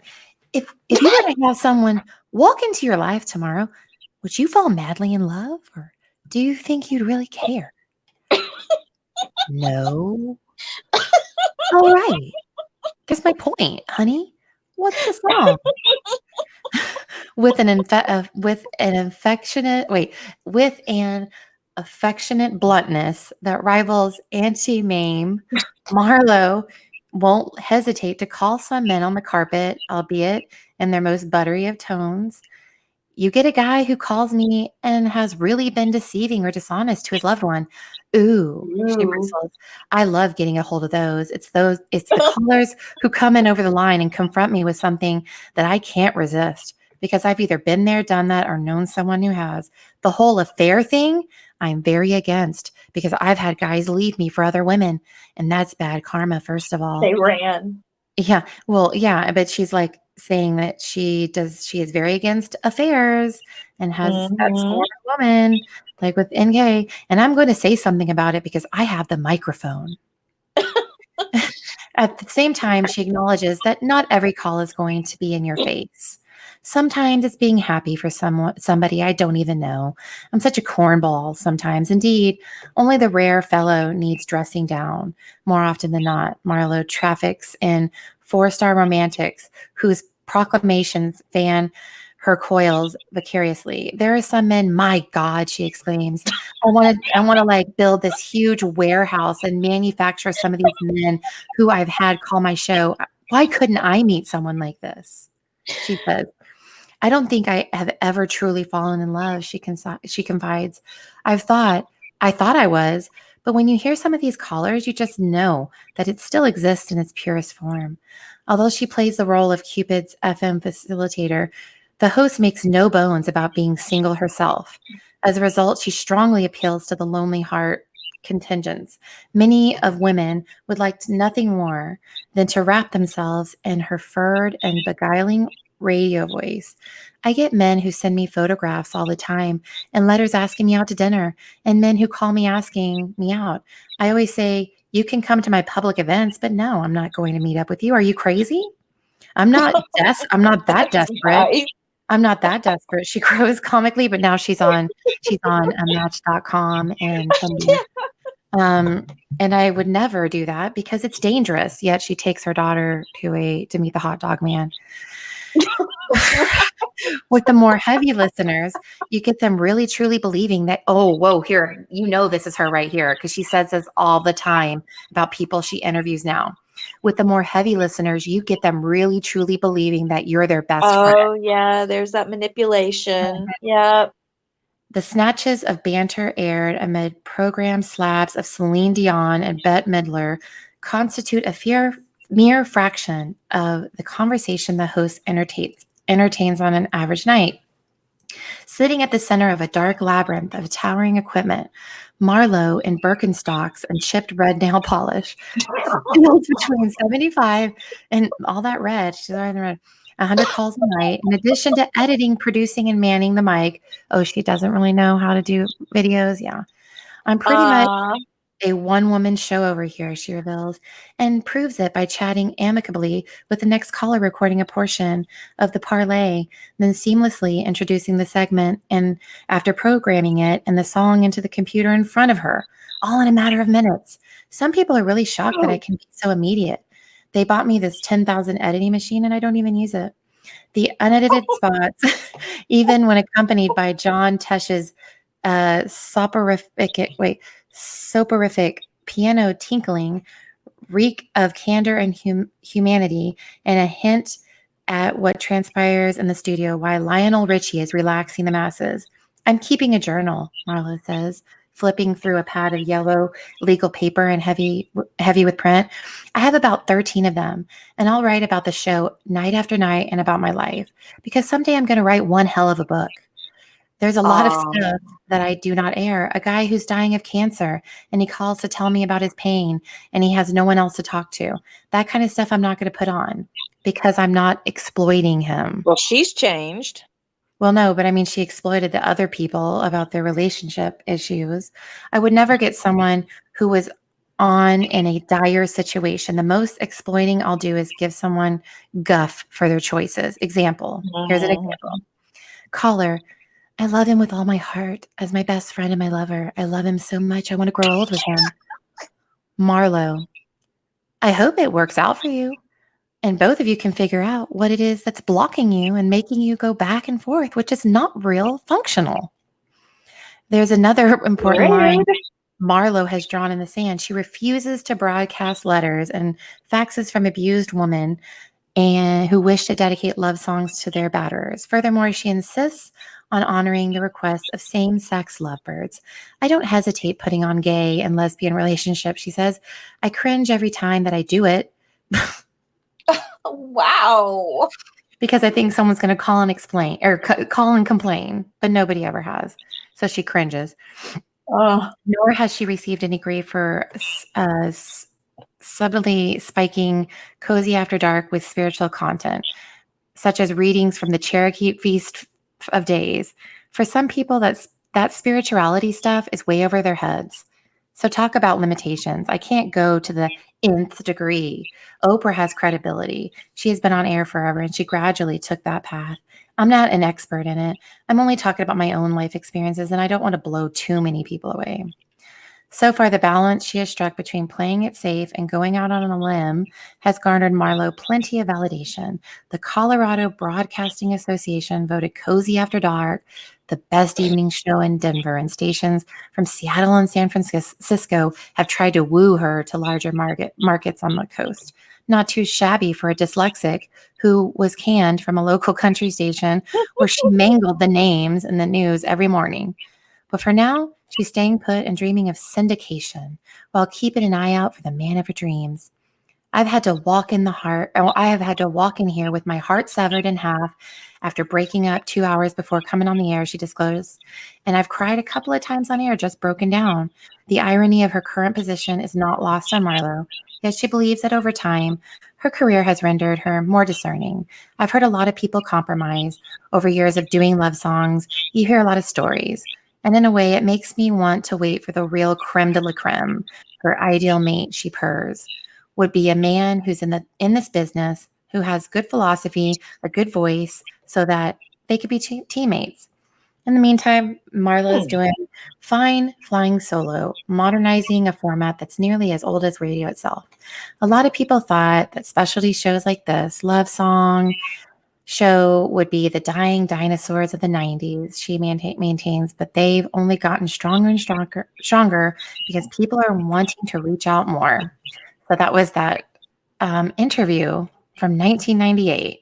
So Wow. I found it very interesting. Some of that stuff, I mean, it's like, yeah. And that's exactly what I pictured she'd be like too. It's like, well, excuse me, like, why do you want to dedicate that song? Yeah. Why do you want to play that song? Well, it seems very dysfunctional, or, it's like, I don't know. Yeah. So I found that interesting. Oh, and I think this is a picture of her from her earlier days. Hold on, like in radio. And I believe this is, hold I wonder if I can know what. Okay. So can y'all see that picture? This one. Can y'all see that?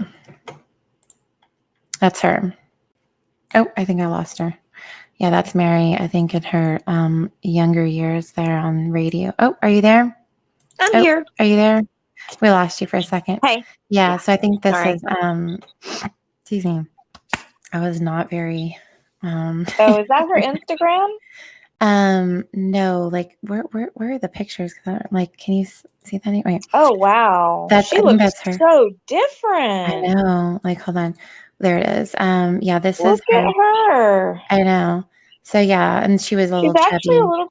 she's a little cutie pie. Look Yeah, at I mean, she that. really, I mean, you can tell. I mean, she definitely has pretty features, you know. Yeah. But Well, you that's know her. what I they think this is say, her right? too. I think this is her right here, doing her radio. Yeah, she says that she lost a lot of weight this last year. She Like her. mentioned that she had gained a lot of weight and was very depressed. Yeah. She was addicted. She said she had some problems with that, so she got clean, gained weight, ended up depressed in bed most of the time, but then Mhm. she said she lost a lot of weight really quickly. Mhm. And she's not depressed anymore, which makes me wonder. And you know, I am not, absolutely not, making fun of anybody who's addicted or who has problems with that. Excuse me, you made me laugh so much I can't breathe now.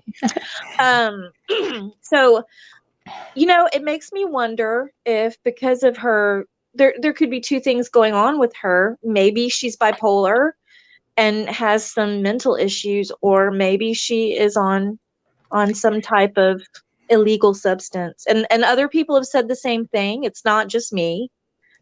I mean, like the thing is that, regardless, I mean, if she's on drugs, she needs to not be, she does not need to be doing YouTube videos and lives and slandering people.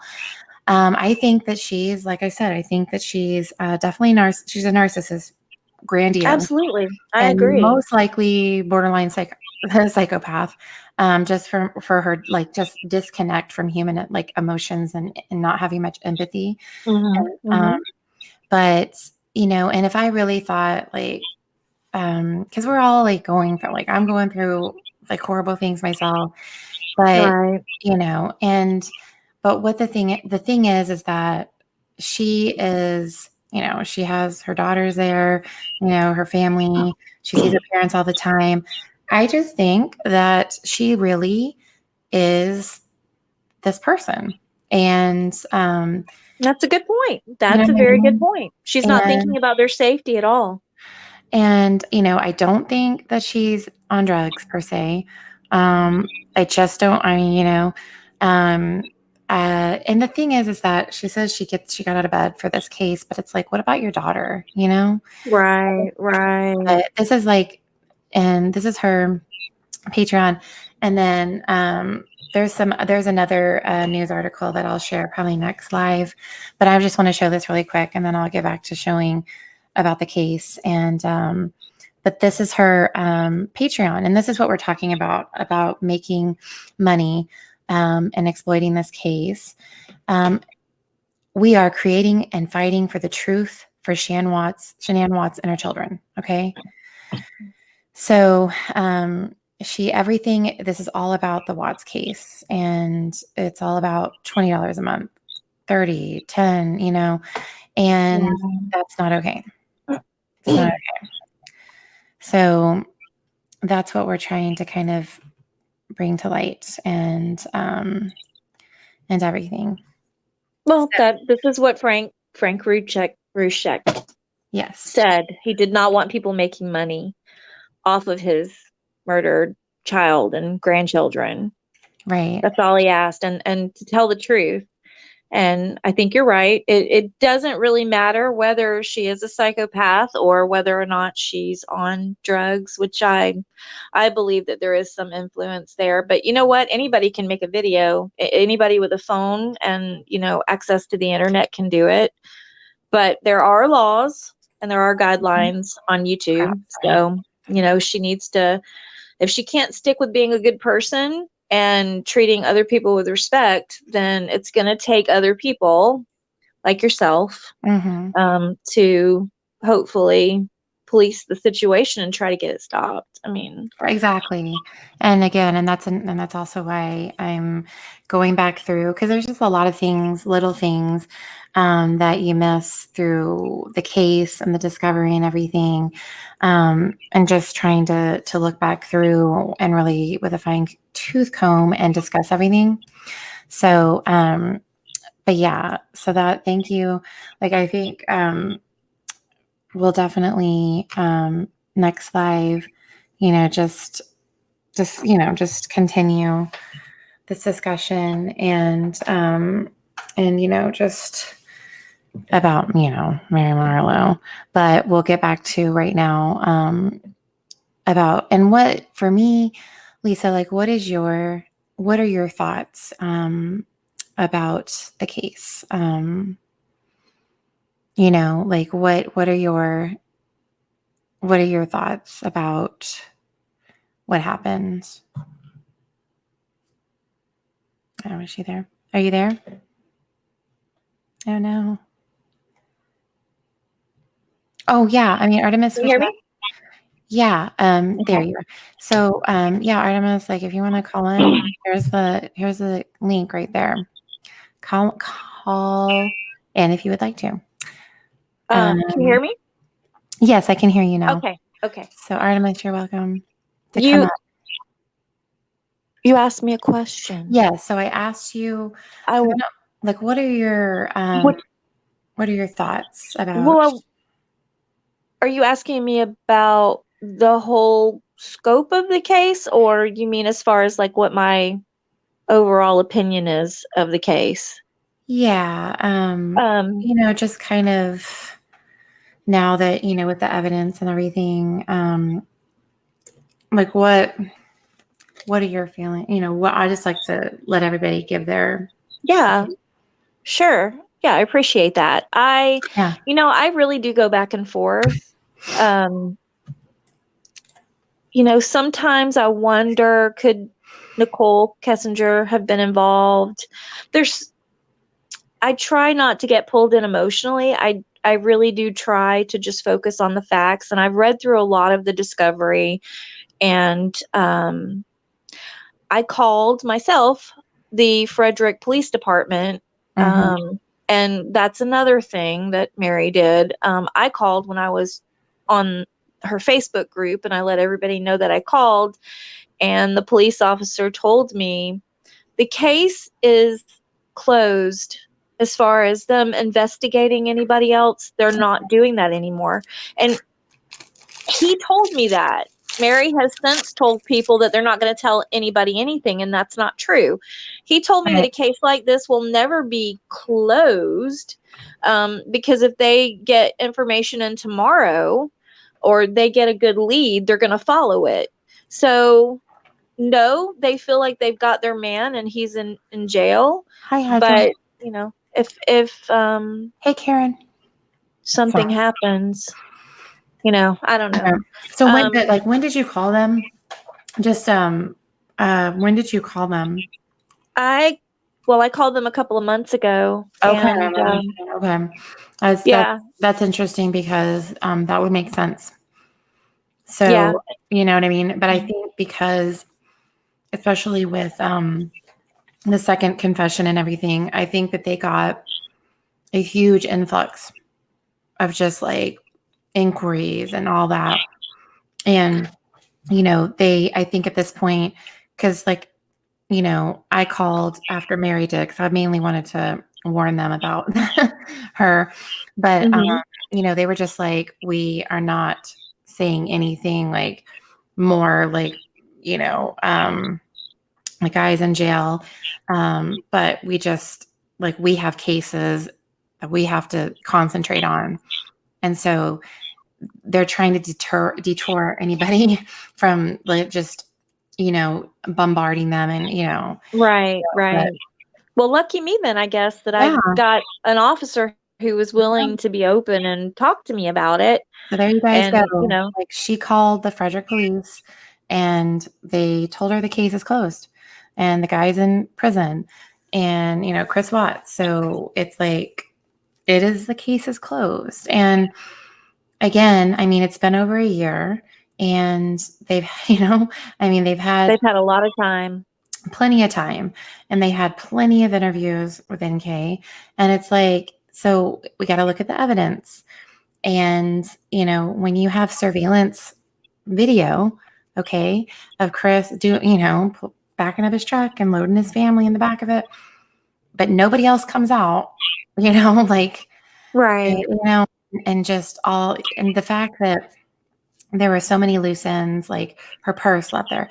It was just showing, like I said, Chris Watts did it alone and he wasn't really thinking past that, just not really worrying, about the consequence, with the future or like thinking of all these things that he has to like take with him or whatever. So, just that's to me just proves, a guy that was just he annihilated his family and just went on with his day, Exactly. And what motive would creators have to want this case to not be closed? I mean, Money, if you, money. yeah, if you're focusing on one case and that's exactly what she and other people are doing, then Right. what happens when the case is really closed? Right. Well, I mean, she's going to have to move on and find another sensationalism ridden case and hope that people are going to come to her channel. It's wrong. It's just wrong what people are doing. Not just her, everybody. Armchair detective. But you know what? At the end of the day, what matters most is the family, Shanann's family, and their what wishes. They're doing to them is just wrong. It's like we said earlier, it's evil. It's pure evil. It is. So they're completely ignoring. I was gonna play that armchair thing that I made. It's really short. About because now he's like, because guys, like if you haven't seen Armchair, like I call him the father of the Watts family murders conspiracies. But now he's just like, oh, I'm the victim. Like they, muzzled. He goes, AD ostracized and muzzled. And it's like. And so, but now he's back with a vengeance, but for some reason, I guess he does lives, but if he doesn't do lives, he creates these videos that are like on iMovie, you can create a movie trailer and it's just so dramatic and just, I don't know. So I made this movie trailer to call him out. So hold on, let me see if, okay, let me share this and, hold on. Oh, I have to add you back. Okay, there you are. Okay. Let me share this screen. And show you it's short, but this is the kind of like stuff he makes. So I think, is this the one? Okay, here we go. Here it goes. Foreboding music.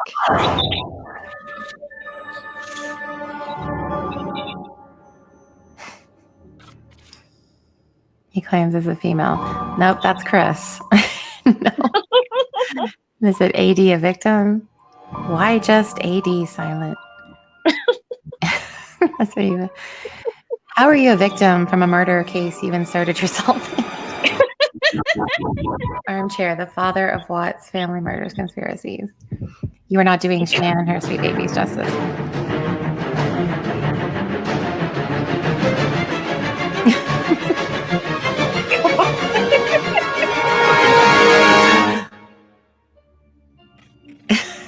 Oh my God.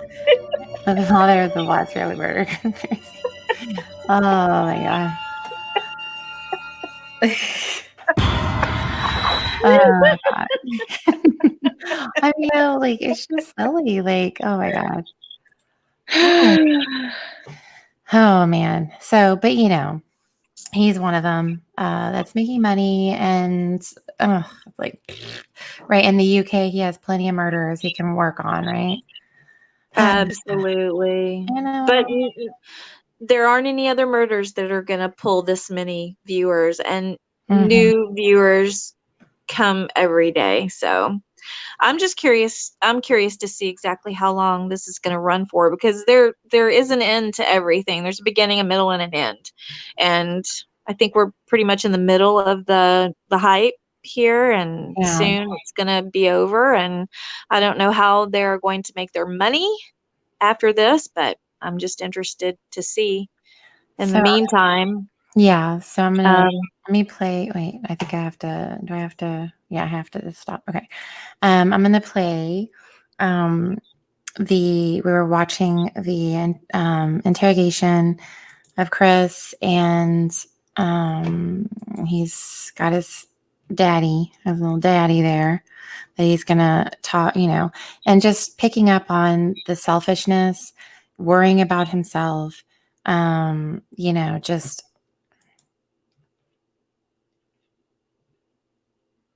he's like, they know. yeah, Dad doesn't get too upset, does he? He's just, they're both, unless they both have the same personality type. I think so.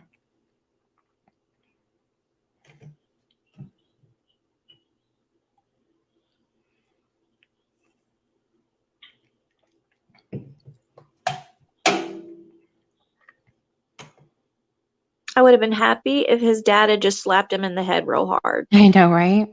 I mean, Can y'all something. hear it? I can't hear anything. Okay, I may have not. Sometimes I don't remember to hit hold on. Just a minute. Oh, shite. Okay, hold on. Whoops. Okay. Okay. Make sure, because you have to hit the audio. Remember to, what did I do? Which one am I sharing? Oh, nope, that's the wrong one. That's the wrong way. No, I meant to share. What am I sharing here? Hold on. Stop sharing. Share screen. Share screen. Okay. Maybe I don't have it. Do I not have it pulled up anymore? I thought I did. Maybe I accidentally. Yeah, I think I accidentally. Gosh darn it. Okay. Oh, okay. Hold on.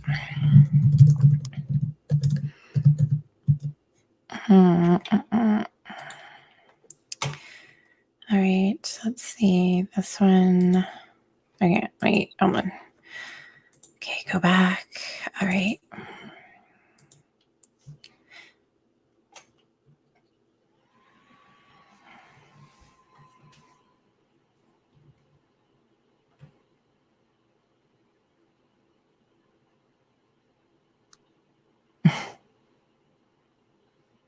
You can hear, right?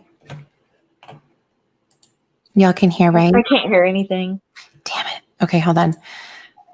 We're going to get this right. We're going to get it right. Dang it. Okay, hold on, guys.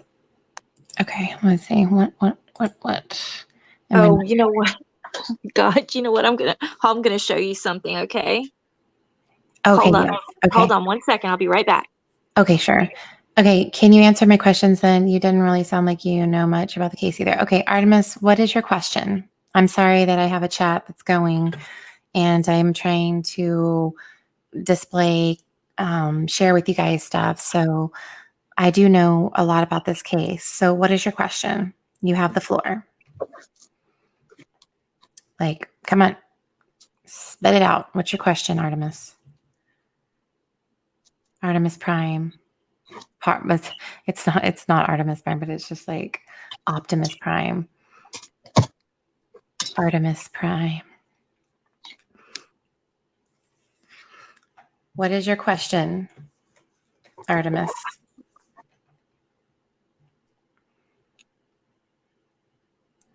Leave, but don't leave me. We stay up sometimes all night, Okay, well, I've sat here for a minute. I haven't heard your question. Yeah, so, yeah, let's see. What?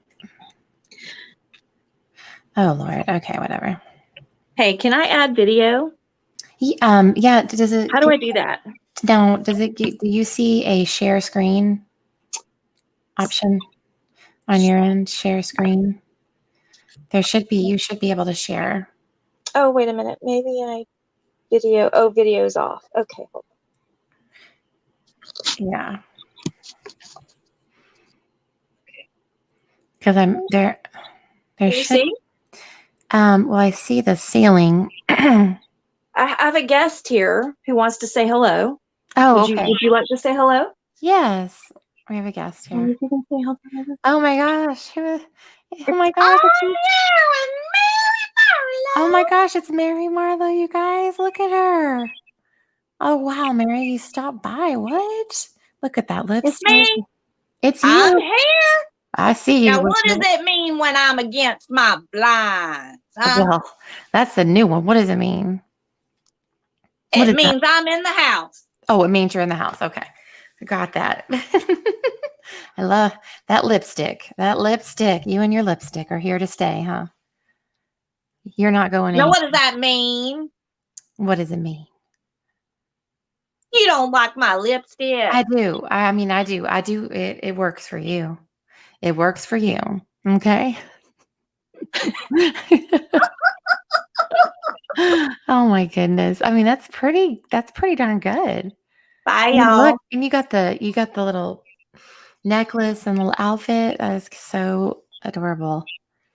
I'm going live tonight. Y'all watch. Okay, well, we'll watch. Until then, love ya. That's so cute. That is so funny. I love it. That's awesome, Lisa. That's really Okay, please tell me that looks like Mary. It does. It does look like her. Thank you so much. With the lipstick and everything and the hey Zen girl and the outfit and oh, that's awesome. Love it. Well, what Paige says, where's your alarm system expert, right? Oh, yes. Please pray for all on the path of Dorian. Yes, of Hurricane Dorian. Yes, Space Monster. Please do. Here we go. There we go. I got this. I put the link. Space Monsters, really awesome. I think she used to be a mod. Oh, we lost her again. What happened? Where did you go? Zen girl, are you in the path? Shanann had scratches on her face. You skimmed past it when you read the autopsy. The thing is that oh, here we go. Oh, Space Monster. And we got him back. Okay, hey Space Monster. Hi, hang on, I just need to get this cam off. There we go. Thank you. Hello. I love it. And Lisa's here. Hi. Oh, Zen girl. Okay, prayers for you, Zen girl. Are you evacuating? Right, Denise. Hopefully you're evacuating. Zen girl's in the path of the hurricane. So prayers to you. Oh, when is it supposed to hit? I think it's hitting. I think it's starting to hit. Oh my God. Yeah, we all are, Denise. Yes, in 2 hours. It's okay. So you're vacating in 2 hours. You're evacuating. Hold on. I'm like texting. Okay. All right. So, Space Monster. Yes. Let's talk. About the case. And what Artemis was saying about the scratches on her face. I think you can't rule out that from her being put in a ditch and the abrasions from the earth was most likely. I think it would. Yes, prayers for you, Zen girl. Stay safe, please. But yeah, because they would have said too if it was defense wounds or like defensive wounds. They noted that in the coroner, the doctor that did the autopsy, he went on and did an interview, and he noted that she did not have any defensive wounds. So it is most likely she was asleep, as I've deduced myself. But again, with being thrown in a ditch in a shallow grave and the dirt and the debris and there's going to be scratches and just some things like that, So, but yes. So Space Monster, I'm Yeah. gonna, just go ahead and. Oh, I don't think we're ever really going to know. It's like any case. Unless Chris says something, and I don't think we're ever really going to know the facts from him. But Lisa, may I ask you a question? Of course. So I was one of her original mods, so you came in after us leaving, I guess. I did. Right. So everything that you've been, how long were you there for? Sorry. What are you doing in there? It's a soda, and the microphone picks up noises. So I thought you were popping a beer. no, absolutely not. A Bang Pina Colada energy drink. So Lisa, Uh-huh. so how long Yes. were you with her? I think I lasted maybe 2 weeks. Oh wow. So little. Yeah. 2 weeks. Yeah. Oh, 2 weeks too long. Okay. It really didn't take too long to figure out what was going on. Yeah. Yeah. Yeah. So I agree. So you were also a mod? Yeah, I was one of her original group, and I don't know if were you Lisa Kay when you came did you come into the rooms at all? Oh, I did. Yeah, absolutely. Well, then you would have been there when we were there, and were you there when she did her farewell to YouTube? Yes. Okay, so What? Your yeah, farewell so to then, YouTube? yeah, didn't you see the farewell to YouTube? Because and that precipitated from the fact that she was actually melting down before that, and as you said, right. Her, and you can see by what she's doing right now, she has a way of formatting so that she can, she did that video, that disgraceful post, and I don't know why nobody's reported that post. What is it? Which one? The one where she's talking about rape and Oh yeah. She took it down. She took it down, supposedly. All right. Okay. I think It's I gone. recorded. I did record some of that. Would you like me to see if I can share it? No, Yeah. because No. I think it's Somebody. Yeah. it's disgraceful and It's disgusting. Yeah, and that really, that's a shocking thing to have it. But that's because she's got no further information, and she's never read the discovery. And as she says, I'm only up to page 800 or whatever, or 300, wherever she is in Patreon. But we know that she's never read the discovery. And when we got the files from Well County, we had to download all of that and try and get, because one of the files was really huge, so it was taking us a lot of time, and we were not having great success with it. But she's not very clever at doing any of the basics, which is just downloading files, and she's never, ever read the discovery from front to back, never. Right. And so you probably, Lisa, when are you Lisa Kay or are you Lisa? Lisa Kay. Okay, sorry, Lisa Kay. It's okay.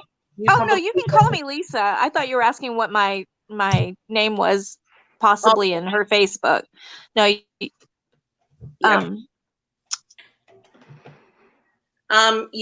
Don't worry about Arto Fato. Jamie, just let them waffle on. I think it is Mary. Oh, I did. I was like, just chill out, or get out. You know what I mean? They just want to take up your space. So oh yeah, just ignore it, and everyone can have fun just talking to whoever it is. Yes, But, exactly. I'm just like, do she you didn't make the feel discovery. that you were she was trying to get information from you, and you didn't feel that she had the knowledge that most people like ourselves who have read the discovery and just followed other people and just talked about it behind the scenes? How did you feel about that? Let me make sure I understand what you're asking me. Are you asking me if I felt like she knew what she was talking about and Yeah, that she well, or that basically, yeah. yeah, no, I think she relied on everybody else. I think the Facebook group was probably created for that. Many times I was telling I was telling her earlier that many times on the Facebook group, she would ask questions, a lot of questions, Yeah. and ask us our opinions and want us to, well, give me all the reasons why you think NK could have done this. And then she would go live that night and she would, Use it. articulate that. Right. Yeah. And, yeah. Well, apparently So, the other thing is that I've just found out she was actually a mod for AD in the while there, which was oh my gosh. Yeah, she was. yeah, and so I give kudos to AD about him outing her now, because they're when you look at both of them, they're very similar to each other. I thought the Yeah, same they are. thing. Yes. It's like a mirror. The only thing he lacks is red lipstick. Oh my God. I know, right?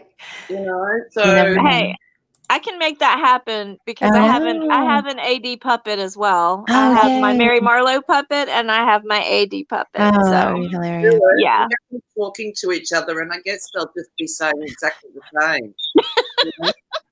I work for 12 hours every day. Oh my, I know. Okay, so sign up. I know what I'm doing. Oh my gosh. Susan does that. Like the other post, the last post she did, she was just had no content, no information. She said she's no longer going to talk about the trolls, and we'll see that she talks about the trolls in the next few posts. But her, I'm sure she will after this. Absolutely. But you can see now that she's getting. I don't know what's happening behind the scenes. I would suspect that some of her faithful followers are saying things to her that they're not happy with the way she's been behaving herself, and she's starting to lose the plot because she's saying things like, "I can't be on here all the time," and if you're dedicated, why can't you be on here all the time? I mean, if that's right, what's wrong with it? So, I've seen the way she works, and the way we saw it many, many times, the lead up to something that she'd start imploding. She'd start saying snippets throughout her posts, and you can really read when she's going to just leave it for a while and bail out. And she'll probably do another leaving YouTube sayonara video again, because somebody said something to her and it's hurt her feelings, and that's very, very sad. I think it's quite funny actually, because there's another guy called James Bogart who I love watching. Have you guys seen him? No, I haven't. Yes, I have. I think he's great. And he talks about AD and I think, and he said, no, we don't want to remove these people because they're giving us great content, because they're very amusing. And I'm starting to find that myself. Excuse me, is that I'm finding her actually very amusing because she's very much digging her own grave. Excuse me. The last post she did, she absolutely had no content, no information. So right, her announcement was that she's not going to talk about the trolls anymore. Right. Which she will. She will still do. She can't help herself. She can't. Yeah. And the thing is that if trolls don't bother you, you don't worry about it. It's like our Arto Farto on here. you know, they can just talk and waffle on, and they're like a child who's having a tantrum. You just have to ignore it, and it goes away. Right. Right. But, But it's more this to thing with Damien's different, though. Right. It's, Oh, it's that's awful. And the thing is, Lisa, all the information about Damien was actually in the Discovery. So in the 96, what is it, the 56 gigabyte download, his file. where in the Discovery?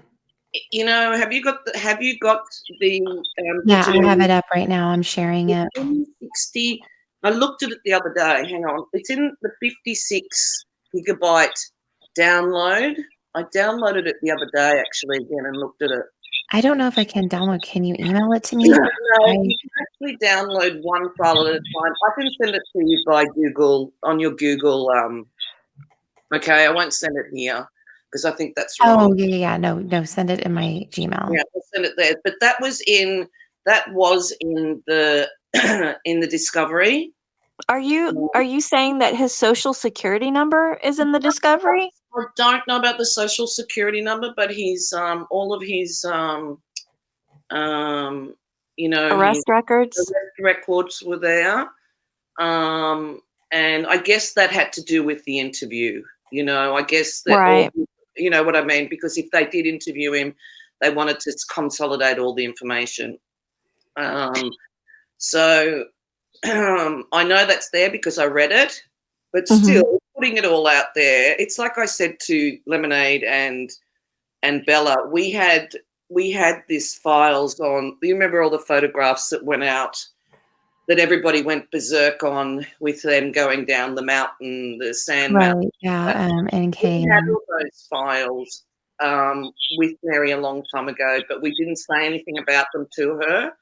And myself and the main mod, we talked about it, and we just felt that it was information that we didn't know what would be useful to do with it. And I knew too that if AD got a hold of it, it could create a huge problem by him actually being struck off eventually, because he salivates over the whole thing, right?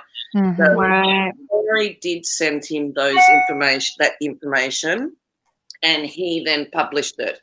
And you can see what happened after that. And I wanted that to happen because I knew that it would cause him problems.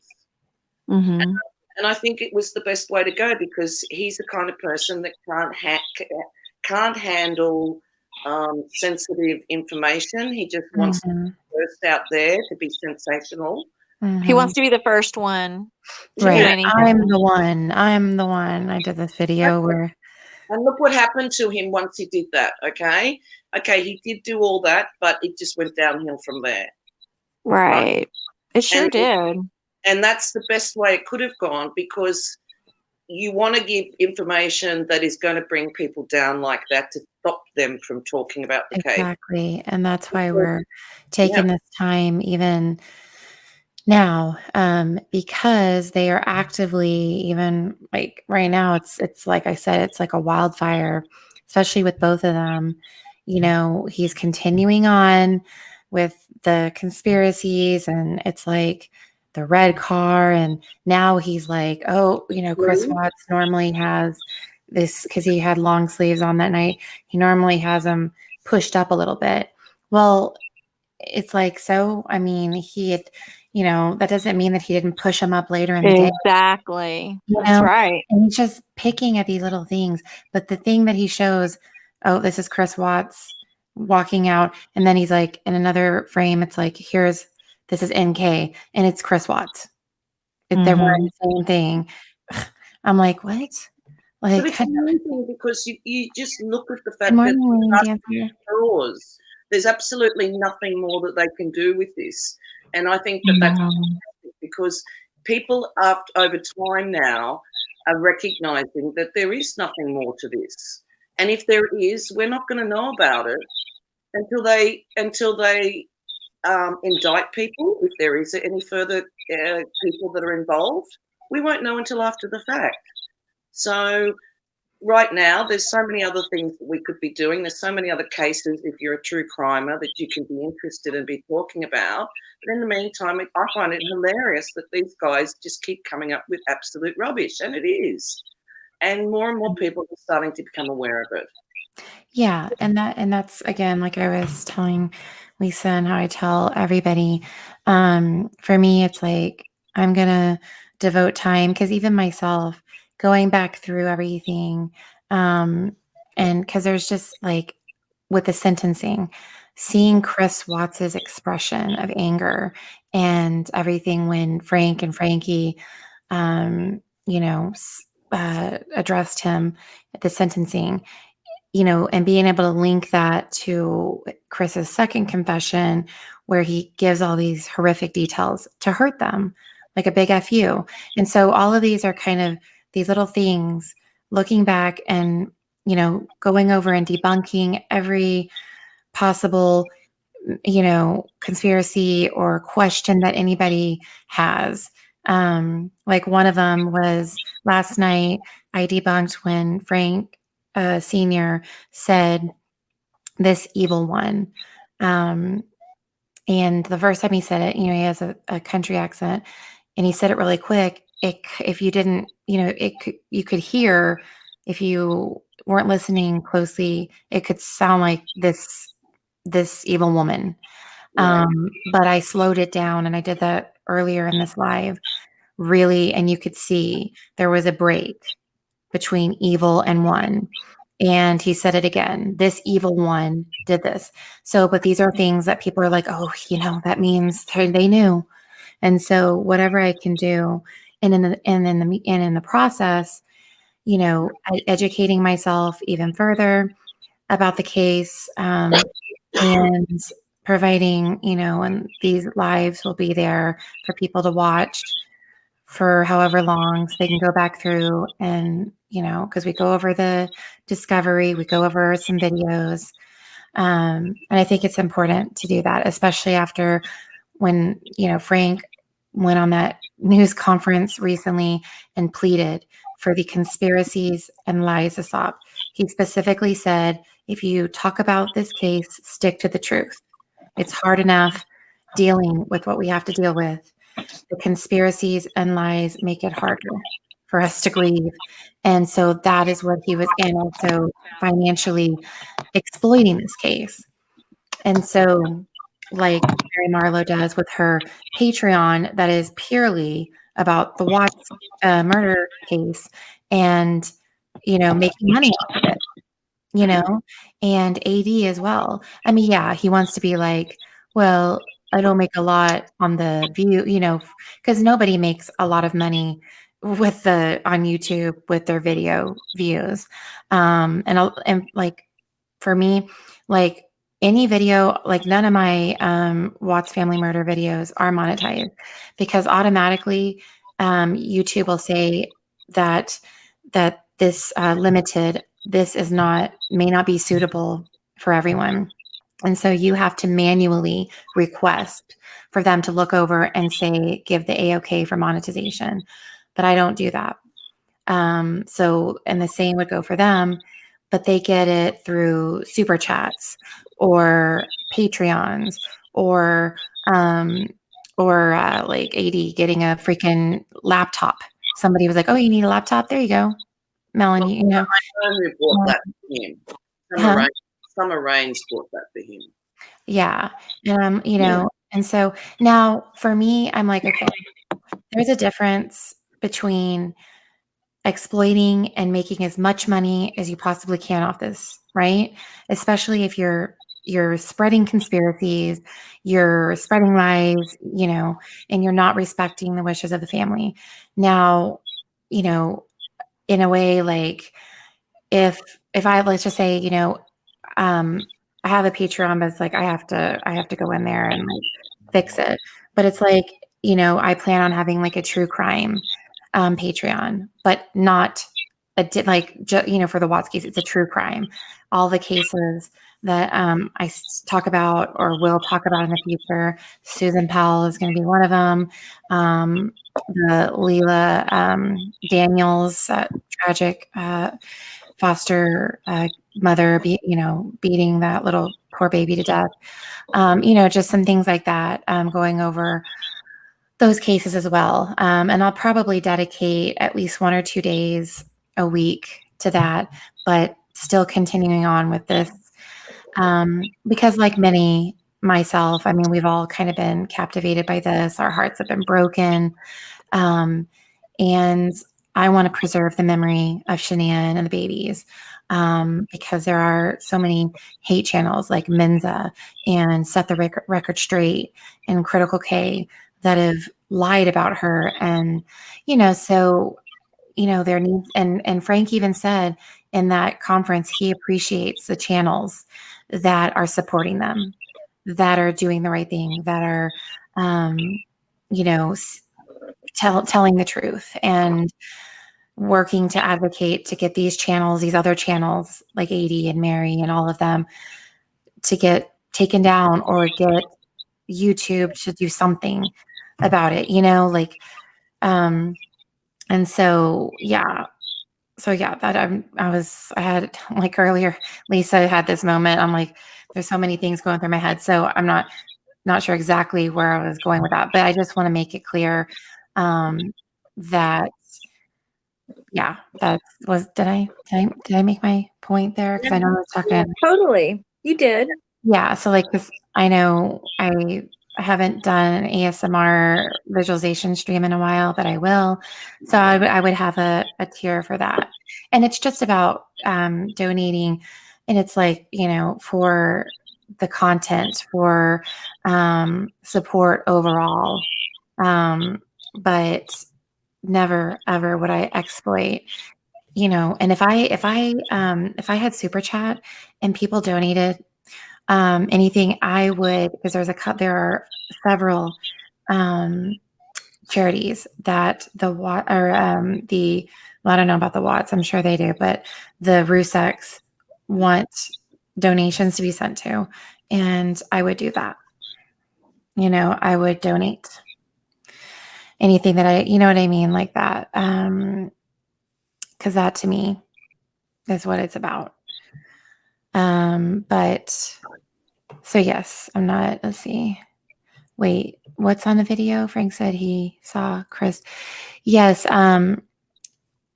Artemis, Frank said he was saying that he's telling him, I saw the surveillance.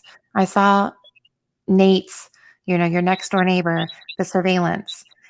We saw you back up your truck and load the bodies of Shanann and the babies in the back of his pickup and then drive off to discard them like trash at his work site. That's what he meant by that. So is that what you were trying to say about that? And this is good night, Denise. Thank you for joining.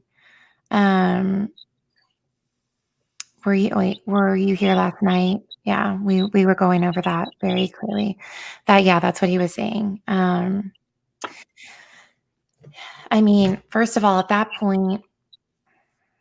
point, Chris had run with that story about that Shanann, killed the girls and then he killed Shanann. So at that point, yes, he was loading. But yes, in my opinion, based on the fact that Chris Watts is a pathological liar, and when you listen to him, there are half truths there, but he lies his ass off, right? So the second confession, what I believe, and we're going to get to the second confession probably next time, but when everything in that is like a big FU to the Rzuceks, and the reason why I wanted to play his reaction to the Rzuceks, specifically Frank and Frankie, Frank calling him a monster, evil monster, all of these things, saying that he hopes that, he never gets a decent night's sleep. He's haunted by the images of what he did.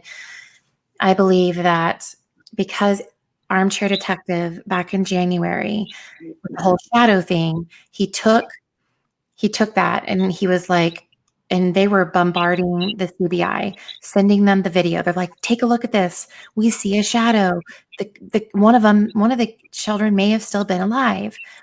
And so then like a month or two later, they go and visit Chris. And I think that was part of it that spurred the visit.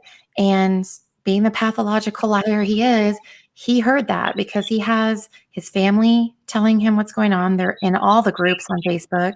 And also his minister woman, that lady that comes in twice a month.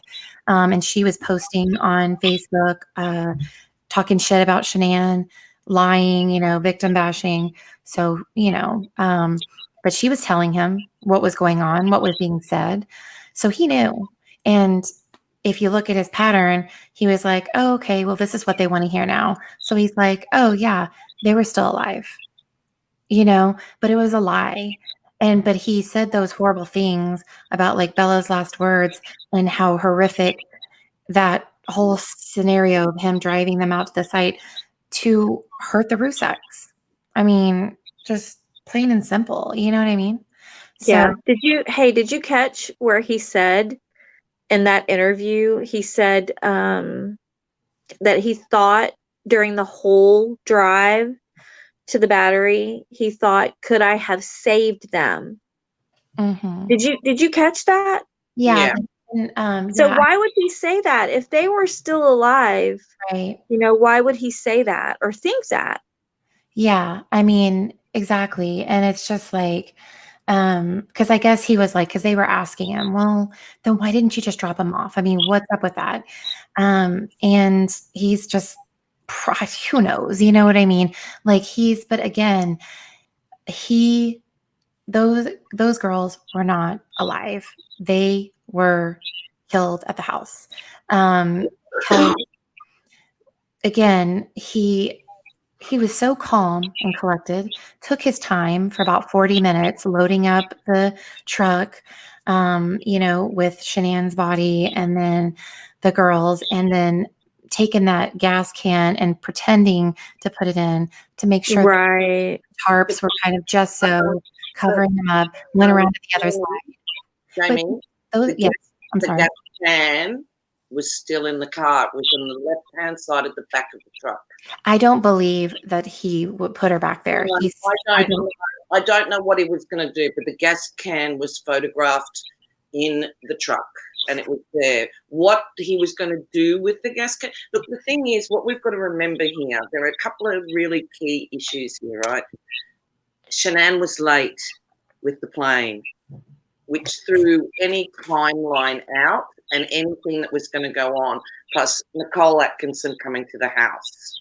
Those two are very critical to the whole timeline and what was going to happen in regards why was the ring in the car, why was the car still there, why were all of her things still there, why was the house relatively messy.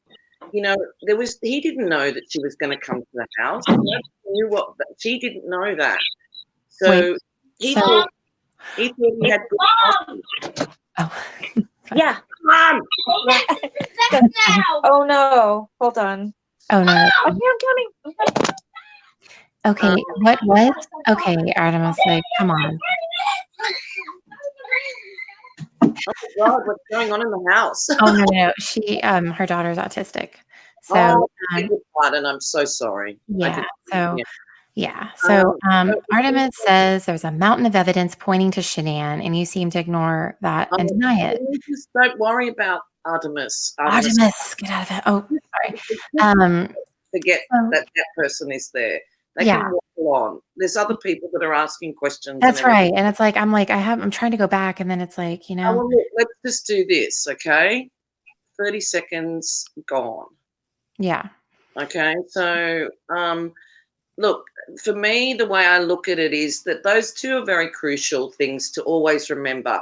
One, the flight being delayed created an issue there. And secondly, Nicole Atkinson coming to the house. Those two things are very crucial as to what Chris's behavior was like from then on, or what he was planning to do. Because when she rang him, he was still at Survey 319. Survey 319? Yes. Yeah.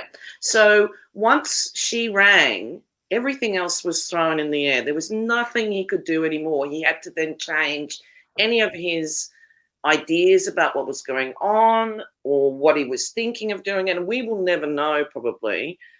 But those two things are really crucial as to what was really going to be his alibi to the girls not being around and Shanann not being around. We can only speculate, and I don't really have any idea what he was thinking. You know, so with the whole thing, I mean, he knew that she was going to get home. She was a couple of hours later. I really feel like that he had it in his mind because he wrote that letter August 6th at his parents' kitchen table, sealed it, and told them, don't open this unless, unless something, like I tell you to, or something happens. And that's when he's like, if something happens to my kids or me, look at Shanann. And so he was already thinking about this. He was already planning it. And then, he sends the pictures of that disturbing picture of that doll covered, with the tarp and stuff. And, this is like sick emotional. Don't get me wrong. I'm not saying that he hadn't planned anything. But what I'm saying is that on the night on the day that everything occurred, the evening it was thrown out by the plane being delayed, and then the next day with Nicole Atkinson turning up, and thank goodness for her, because Right. we don't know what the ultimate alibi was. Nobody really knows that. We don't even really understand the letter. There's a lot of speculation about the letter. I don't think we really know why the letter was written. And again, I just think that from what I see is that Chris is really no different from any other annihilator and any other man that has an affair and wants to get out of his relationship. Yeah. I mean, we have so many men that have done nothing special. It's just that we just got so much information ahead of time. Right. Not ahead of time, after the fact. We've never, ever had this amount of information before. It's unprecedented. Right. So that's my perspective, and being the fact that I've watched true crime and followed it for a long time. I'm no expert, but it's just from what I think true crime losers said too. The way we used to get it before is we had to wait a decade for a bloody book to come out, and then we sort of devoured that. But now we got all these videos and all this discovery, and there was a woman in the background and all these other things that make people wonder why. And it's like the Kennedy assassination. How many speculations have been on that? Yeah, I mean, but that one's definitely a lot more, we don't have that kind of, we're not able to, with the CIA and all that stuff. And, it quite possibly, definitely was some kind of, I think, potentially, but there's just not much that we can get a hold of ourselves for That's that. right. Still, with the evidence that we have, Mm-hmm. with the amount of speculations of the triangle shooting, who's involved, with Oliver Stone's movie that he got out, just by the limited amount of information, the amount of speculation just by that particular assassination fascinates and still fascinates. And still Marilyn Monroe is fascinating because people think that she was murdered, so when we get the amount of information like we do, and being people like we are that just want to delve into things, we just can't help ourselves to think that there's possibly more to it than just the simplest thing that maybe Chris and just couldn't handle it. So I mean, that's what I sort of think about often, and it doesn't mean that I don't sit behind here and think to myself and speculate other things, but I just think that sometimes that with the way the other channels have gone, it just makes it very difficult for us to just be concrete with information that is Right. really Exactly. we And that's focus yeah. too much on the sensationalism of it all. And at Right. the end of the day, like I said to you before, Jamie, this just doesn't happen in Australia. We would never crucify the families like we're doing right now. We would talk about it, but it would never go out like this, and it would never be as graphic and disgraceful and disgusting to the victims. So,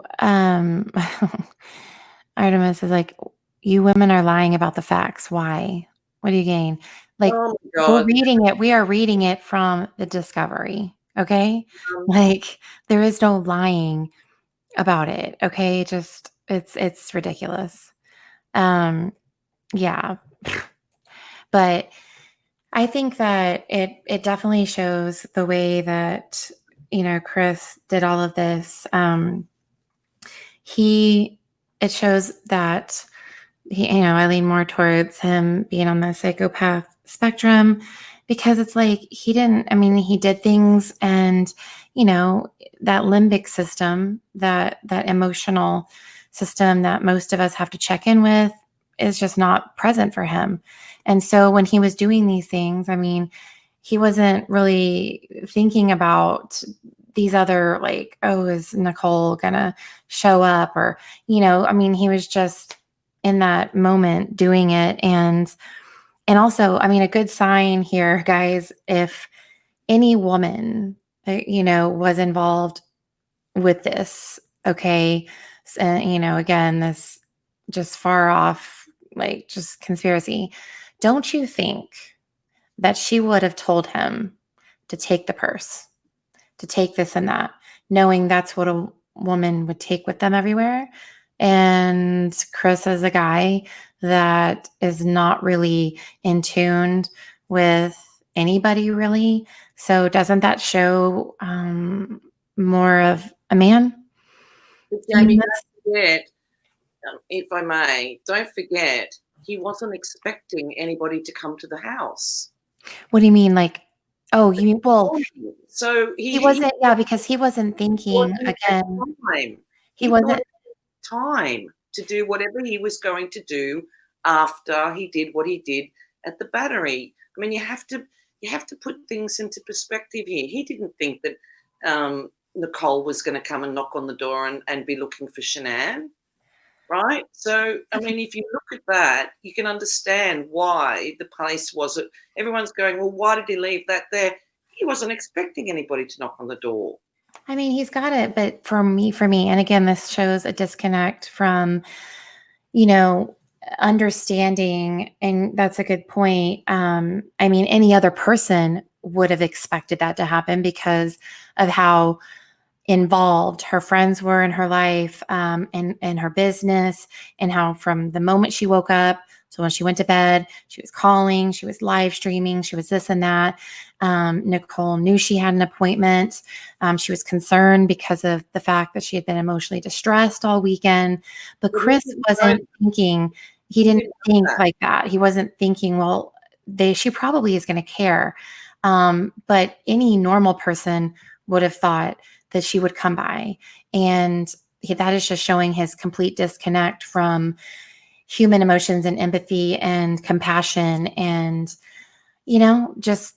But any normal person wouldn't have murdered their family. Exactly. Yeah, exactly. So, he's not going to think about those things because that wasn't even in his concept of worrying about those things, because he only had one agenda at the time. Mm-hmm. That was disposal. The rest was going to come after. And I think too that it's very difficult for any one of us, because none of us are I'm being devil's advocate here, Jamie. None of us have the ability to diagnose what Chris has. Or I say speculation, like based on, I'm not a psychologist, I can't diagnose, but just picking up on some of the things this could be. Yeah, and it could be, but I think that if we look at it as simply as it is just murder, as it is, And if we break it down and look at it as simply as we should, then I think that it's easier for us to analyze what is going on. And we know that he's disconnected, and we know all those things, but that doesn't erase the fact that murder happened to the children and his wife, and that he had a plan that was going to, he hoped, succeed, and it failed.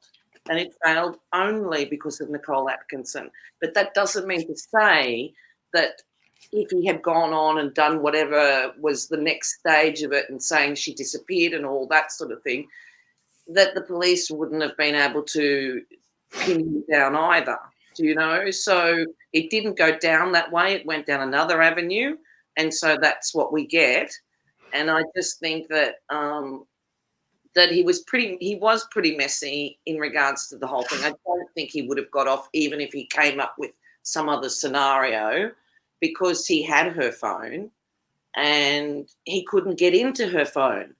That was the thing, he was stumped with that. He didn't realize she had changed her password. So there were a couple of key things that happened there that threw him completely off his plan. And I believe that it was a pretty simple what do you call it? It was pretty simple murder. I really believe, when I look at it more and more, I don't believe that he had any great plans after that. Right. Yeah. And, like Paige said, I go back to how he lied to his teacher in school as a youngster. Yeah. And the signs were there, and the pathological lying, and all of these can be subtle until they're not anymore. So, all of these things were there. And you're right. I'm sure that he probably would have attempted to text people, but they would have been able to tell it wasn't her, because if he tried to text something, it wouldn't have come across like her. They would have tried to call her, and she wouldn't answer. So no matter what, he had to have known. I mean, the amount she talks to her family every day. I mean, she's constantly in contact with people. And so eventually what his plan was supposed to have been, it would have all caught up to him, because he can't help himself. He just talks as well. He thinks that he has the ability to lie like he has always lied, and that people believe him. And that's been his we don't know much about Chris, and we only know from what we hear from his friends and what we've seen ourselves, and we can only give a speculation from what we perceive him to be. But he could be totally different to what we all imagine him to be. He could be the monster that we believe him to be. That he could just be so callous and so he did have a history of lying, Tracy. I totally agree. I'm not saying that. Tracy said that. Yeah. So, I mean, he did have, he bragged about it, which my next live, we will, listen to the interview from February, where he talks about that and some other things. So, you look at when they posted that video of him when he did that lecture on on relationships, and it's it's actually very crazy to think that. Let me see if I can find that. And if you look at him, he's incredibly nervous. He's much more overweight than what he used to be. You can see, any good lecturer doesn't read directly off their point forms that they've got up there. They just elaborate and talk, but he's just reading directly from the file, and it looks like he's plagiarized that anyway. But that's really quite telling, that particular video of him, because you can see another side of Chris there, that he is not very what's the word? He's not very self-assured. Right. I'm trying to look. I remember seeing this on YouTube, and I know I probably have it somewhere in a playlist, but like I know I'm trying to see like presentation. Okay.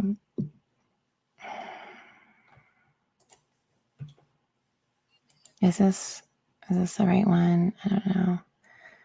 No, that's not it. Okay. I'm looking for it, so It's okay. But it's look, I'm interesting. going to go and talk to the rest of your gang out there, your lemon heads. Lemon heads, yeah. I'll send you that thing via your Google chat site. Yeah, that'd be great. And I'm probably, if I can find this video, I'll play it. Oh, here it is. Okay. So it's communication, speech, relationship, deterioration, and repair. So I'll share that. It's so ironic, you know, that and that's the crazy thing. It's like all these things, and even the fact that when he was watching the video, look, I think things. I don't know. I don't believe in all the outside forces and all those things, but some things that happened to Chris is just absolutely incredible. You know, Nicole, the plane not arriving on time, Nicole coming, Nate's got that video. He turns the video on. You just watch his whole body language. I mean, he was shitting himself big time. And then when he does a replay back, you see that thing from the what's the American Horror Story? Yeah, after almost 2 hours, he finally remembers, oh yeah, my wife's pregnant. Horror Story thing, and it's like, oh my God, this guy's really being nailed. You know, it's just so good to see it some ways. Oh, yeah. Like it's like, but 2 hours later, he was like, oh yeah, she's pregnant. Yeah, it's like, yeah, he turns around. And I mean, seriously, the guy was getting nailed the whole way through it. And there was even a bit in there where they were going through that I heard on another channel. And I was listening with them where they were going through. You remember when all the police came through and they were talking with him during the day? They just went through the house. There was the 4 police officers. Yes. There was 4 police officers that came in during the day on the same day, not long after. It was after Boom Hoover left. 4 police officers came in and sort of did a bit of a sweep of the house. And Coonrod was there, and Coonrod was filming, and then one of the other police officers sort of walks out, and it sounds like one of them says, yeah, I think we've got our guy. And it sounds like they're kind of already meaning that they pretty much know that he's the one. You know, they already knew. Like I didn't know Christopher Watts had a YouTube. He posted this video in 2012. Okay, well listen, I'm going to let you go. Great. Okay, great.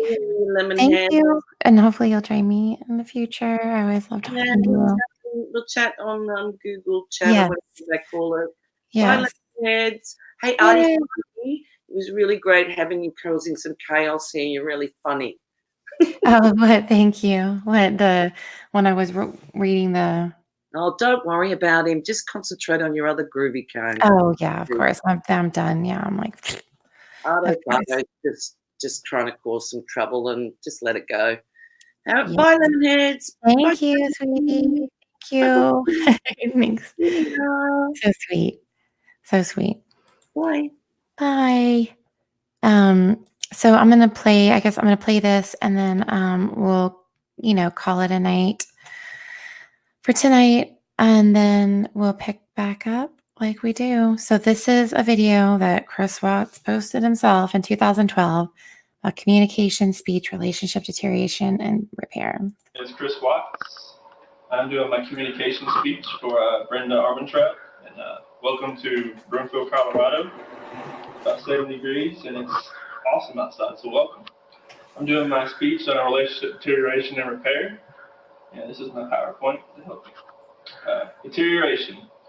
The relationship begins to fall apart, crumble, or fail. You have weakening bonds. You get bored of the everyday routine, and you get distractions such as work, hobbies, relationships, no matter how harmless, even at the job. You might meet a new person, and it could strengthen into something else, and could weaken the bond you have with the partner you have. You spend less time with each other, and sometimes you have no time to maintain the relationship. Sometimes in a relationship, you maybe make promises that can turn into a major betrayal, or minor arguments that could turn into things where you can say spiteful comments, which turn into bigger problems. The first phase of deterioration is interpersonal dissatisfaction, which is when you become unhappy with all the everyday interactions with you and your partner. You also begin to view your future with your partner as a negative future. And the second phase is interpersonal deterioration, which you start to grow farther and farther apart. You share less of your free time with each other. You have more awkward silences at dinner, or when you're just out by yourself, you don't talk at all. You disclose less of your feelings, and you show less affection toward each other. When you have good communication, you show more nonverbal communication, which is the majority of the messages we send, like through gestures, facial expressions, eye contact. Yes, they were, Donna Marie. Voice. They're in Colorado already. And there's many types of forms of communication these days. No, they were in Colorado already. Groundwork for relationships. A few quotes that I've done research on from Elaine Schemberg. All relationships problems stem from poor communication skills, which is very true. And another quote from Schemberg and Sorjan: you can't communicate while you're checking your BlackBerry, watching TV, or flipping through sports section, which is very true. With technology nowadays, you'll be on your iPhone, your BlackBerry, at a restaurant, and you'll see two people at a table, and you'll see both of them on their phones, either Facebook comment, status, or maybe playing the game. There's no communication at all. Commitment is the degree of commitment affects your relationship. According to Hirofumi, not surprisingly, commitment is especially strong when individuals are satisfied with the relationship, and grows weaker as individuals become less satisfied. You have to ask yourself 3 questions when you're in a relationship. Do I have a desire to keep this relationship going? Do I have a moral obligation to stay in this relationship? Or is it a necessity for me to stay in this relationship? According to my research, sometimes a necessity could be children. Sometimes when you have children and your relationship starts to deteriorate, a child could help repair it. All relationships are held together in part by a form of commitment, either based on desire, obligation, or necessity. And when the commitment is strong enough to hold the relationship together, you avoid arguing about minor disagreements and you support one another. When commitment is weak, the relationship is full of doubt and the relationship deteriorates faster. You have 2 types of deterioration. You have sudden and you have gradual. Sudden would be an example of infidelity. When somebody is not faithful to their partner, the partners realize that the relationship cannot be sustained. Okay, hold on. Just really quick. I looked up really quick when they were, let's see when, I'm trying to look when they were married. I'm trying to, let's see where, there has to, hold on.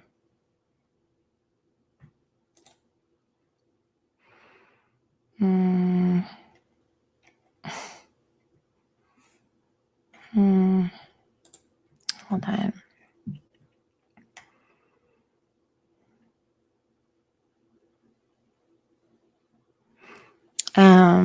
They were married November 3rd, 2012. I think, if I'm not mistaken. Okay. Hold on. Where are we? Here we go. Oh, wait. I gotta go back to where's. Okay. Gradual would be if you met somebody at work or a new friendship has occurred, and you, as it goes on, you see that, okay, maybe this relationship has more potential than the relationship I have with my partner. Wow, this is so And that will haunting. gradually push the old relationship out. Wow. And push the new relationship in. Reasons relationships start to fall apart. Sometimes you no longer find your partner attractive, physically or in their personality. When you're in a relationship, you have to show desire, lust towards your partner. Sometimes when you get married, that the lust and the desire kind of falls by the wayside a little bit. But if you want your relationship to keep going, I would suggest maybe go to a place where you first met, or go bungee jumping, go somewhere that will bring the excitement. They were engaged by this point. You no longer experience closeness. Yeah, right, Grace. Or when your differences become more important than similarities, you just pick apart your partner. We're not And you exactly don't see sure. anything that you have in common anymore. You just see something he or she does, and it just gets on your nerves, and you just can't He let is that like go. foreshadowing everything. Like, You feel you might do better with someone else that you've met. oh my Think that you gosh, can this no is longer like, that your partner is someone that you can't be with. wow, that's When you feel crazy. you're putting more into the relationship than you are getting out. According to Bloomstein and Schwartz, when a relationship breaks up, it's generally the more attractive one that leaves, which I agree with somewhat, and then I disagree with. When in repair, That's interesting. the stage is not always pursued. Sometimes people, when the relationship starts to dissolve, repair is not an option, and they want to get away and start new. Oh, well, that's what he did. When you want to go into repair, you need to analyze what went wrong and consider what ways of solving the problems. You need to consider changing your behavior, or perhaps changing your expectations for your partner. And you might also want to evaluate how you could feel in the relationship, if it had ended. One of the first stages of repair, you need to recognize, identify the problem, what changes you need to make the relationship better. Avoid words like always and never. If you say this to your partner, it just makes the relationship makes it backtrack. You'll never get to the repair stage. You need to take responsibility for your feelings, not blame your partner. And you need to be descriptive when discussing grievances. Resolution and conflict resolution. You need to look closely for relational messages that will help clarify motivations and needs. Exchange perspectives and see the situation as your partner does. You need to own your own feelings and thoughts. Use active listening techniques. Listen to your partner. Make sure they feel wanted. Make sure that they know that you're there and not in space somewhere thinking about the baseball game that's coming up or the football game that's coming up. Yeah, like Chris did. Which I sometimes do. Think clearly before saying things you may later forget. Don't just blurt out something. Just think about it. Don't just, percent comes to your mind, then it might be wrong. Like a psychopath doesn't really understand the connection to And keep emotions. channels of communication open. Always disclose your feelings. Don't keep things bottled up. Like you do, Chris? Later come back to bite you. Wow. Possible solutions. Discuss solutions that both you and your partner don't have a win-lose solution. The win-lose solution, sometimes when somebody loses, you'll have hostility and you'll have resentment. Sometimes they may not show it, but they will be thinking it. And to affirm each other. Support each other, positive evaluations, positive feelings. Always disclose your feelings, as I said. And cherish the gestures. It's a smile, a wink, a kiss, maybe just a hug, anything at all. Hey, sensible crime. Solutions into normal behavior. Say you're sorry. Sometimes it takes a lot to admit that just to say you're sorry, but it helps. Risk rejection by making the first move. Be willing to change, to adapt, to take a new task and responsibility. And in conclusion, I'd like to say that relationships are hard, but they're worth it in the end. And as the Swedish proverb says, a double joy is a shared joy, and a double sorrow is not a shared sorrow. Thank you.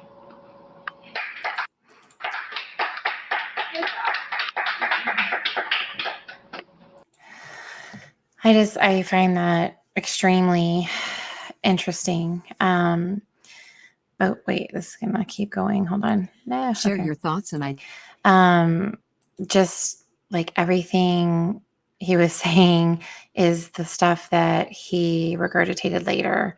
But still, just watching that, there's like this disconnect from emotions.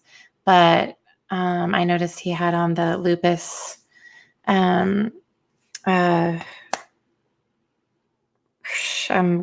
I can't think, bracelet to support Shanann. But yeah, it's really haunting and eerie to see this. So yeah, but you know, and it's what makes me mad too is that Shanann probably saw this. Oh, hello, Miss Jane. Oh, hey everybody, it's Miss Jane. Hi, Miss Jane. How are you doing? Miss Jane, I love you. Love your videos. You know, like she probably thought, man, you know, he knows, he gets it, you know. I know. But now everybody, like looking back, like all of this was already scripted in his head, you know? Like it's just amazing to me. Oof, like just that was eerie. Haunting, just yeah. But yeah, I'm so glad you dropped by, Jane. But I'm actually going to be concluding this live. Yeah, we love Miss Jane. Her and I deal with similar struggles with our ex-husband type situation. So I understand her and feel her pain. But thank you for everybody for coming. You know, watch the replay. And, you know, we'll continue on our quest for the truth and looking up the evidence, the discovery, videos pertaining to this and so we're getting there. But yeah, thank you for everybody that participated. Lisa and Space Monster for coming up and talking. Well, yes, Donna Marie, we're just, we're going to keep you on a leash. And for my mods for helping me with that problem. Love you too, leave, but don't leave me. I really appreciate all your support and, coming and contributing. And I'm sorry, like with, sharing these screens and everything, I miss some of the chat and you guys. So I hope you never think that I'm, ignoring y'all ever. So, I know, right? Oof, I know she's going to hear it from the grapevine. You know what I'm saying? But we spoke the truth. Okay. No slandering here, but thank you, Fact Base. You're so awesome. Thank you for your help and support. So yes, Alicia, but yeah, we're just going to continue on the quest for the truth, debunking the conspiracies. So love you all. Yeah. Truth only. hashtag case closed. Hashtag peace for the Rzuceks. Hashtag truth only. Yes. So I know. Bye, Miss Jane. Thank you for popping in. But I will see y'all tonight, later on today, tomorrow, whatever you want to call it. But thank you, Paige. Yeah. And prayers for everybody in the path of the hurricane. Sending prayers for all of you guys. So, but see y'all next time. Remember, spread peace and love and compassion, but always stand up to bullies. Okay? I love you all and thank you and have a great day. A good night.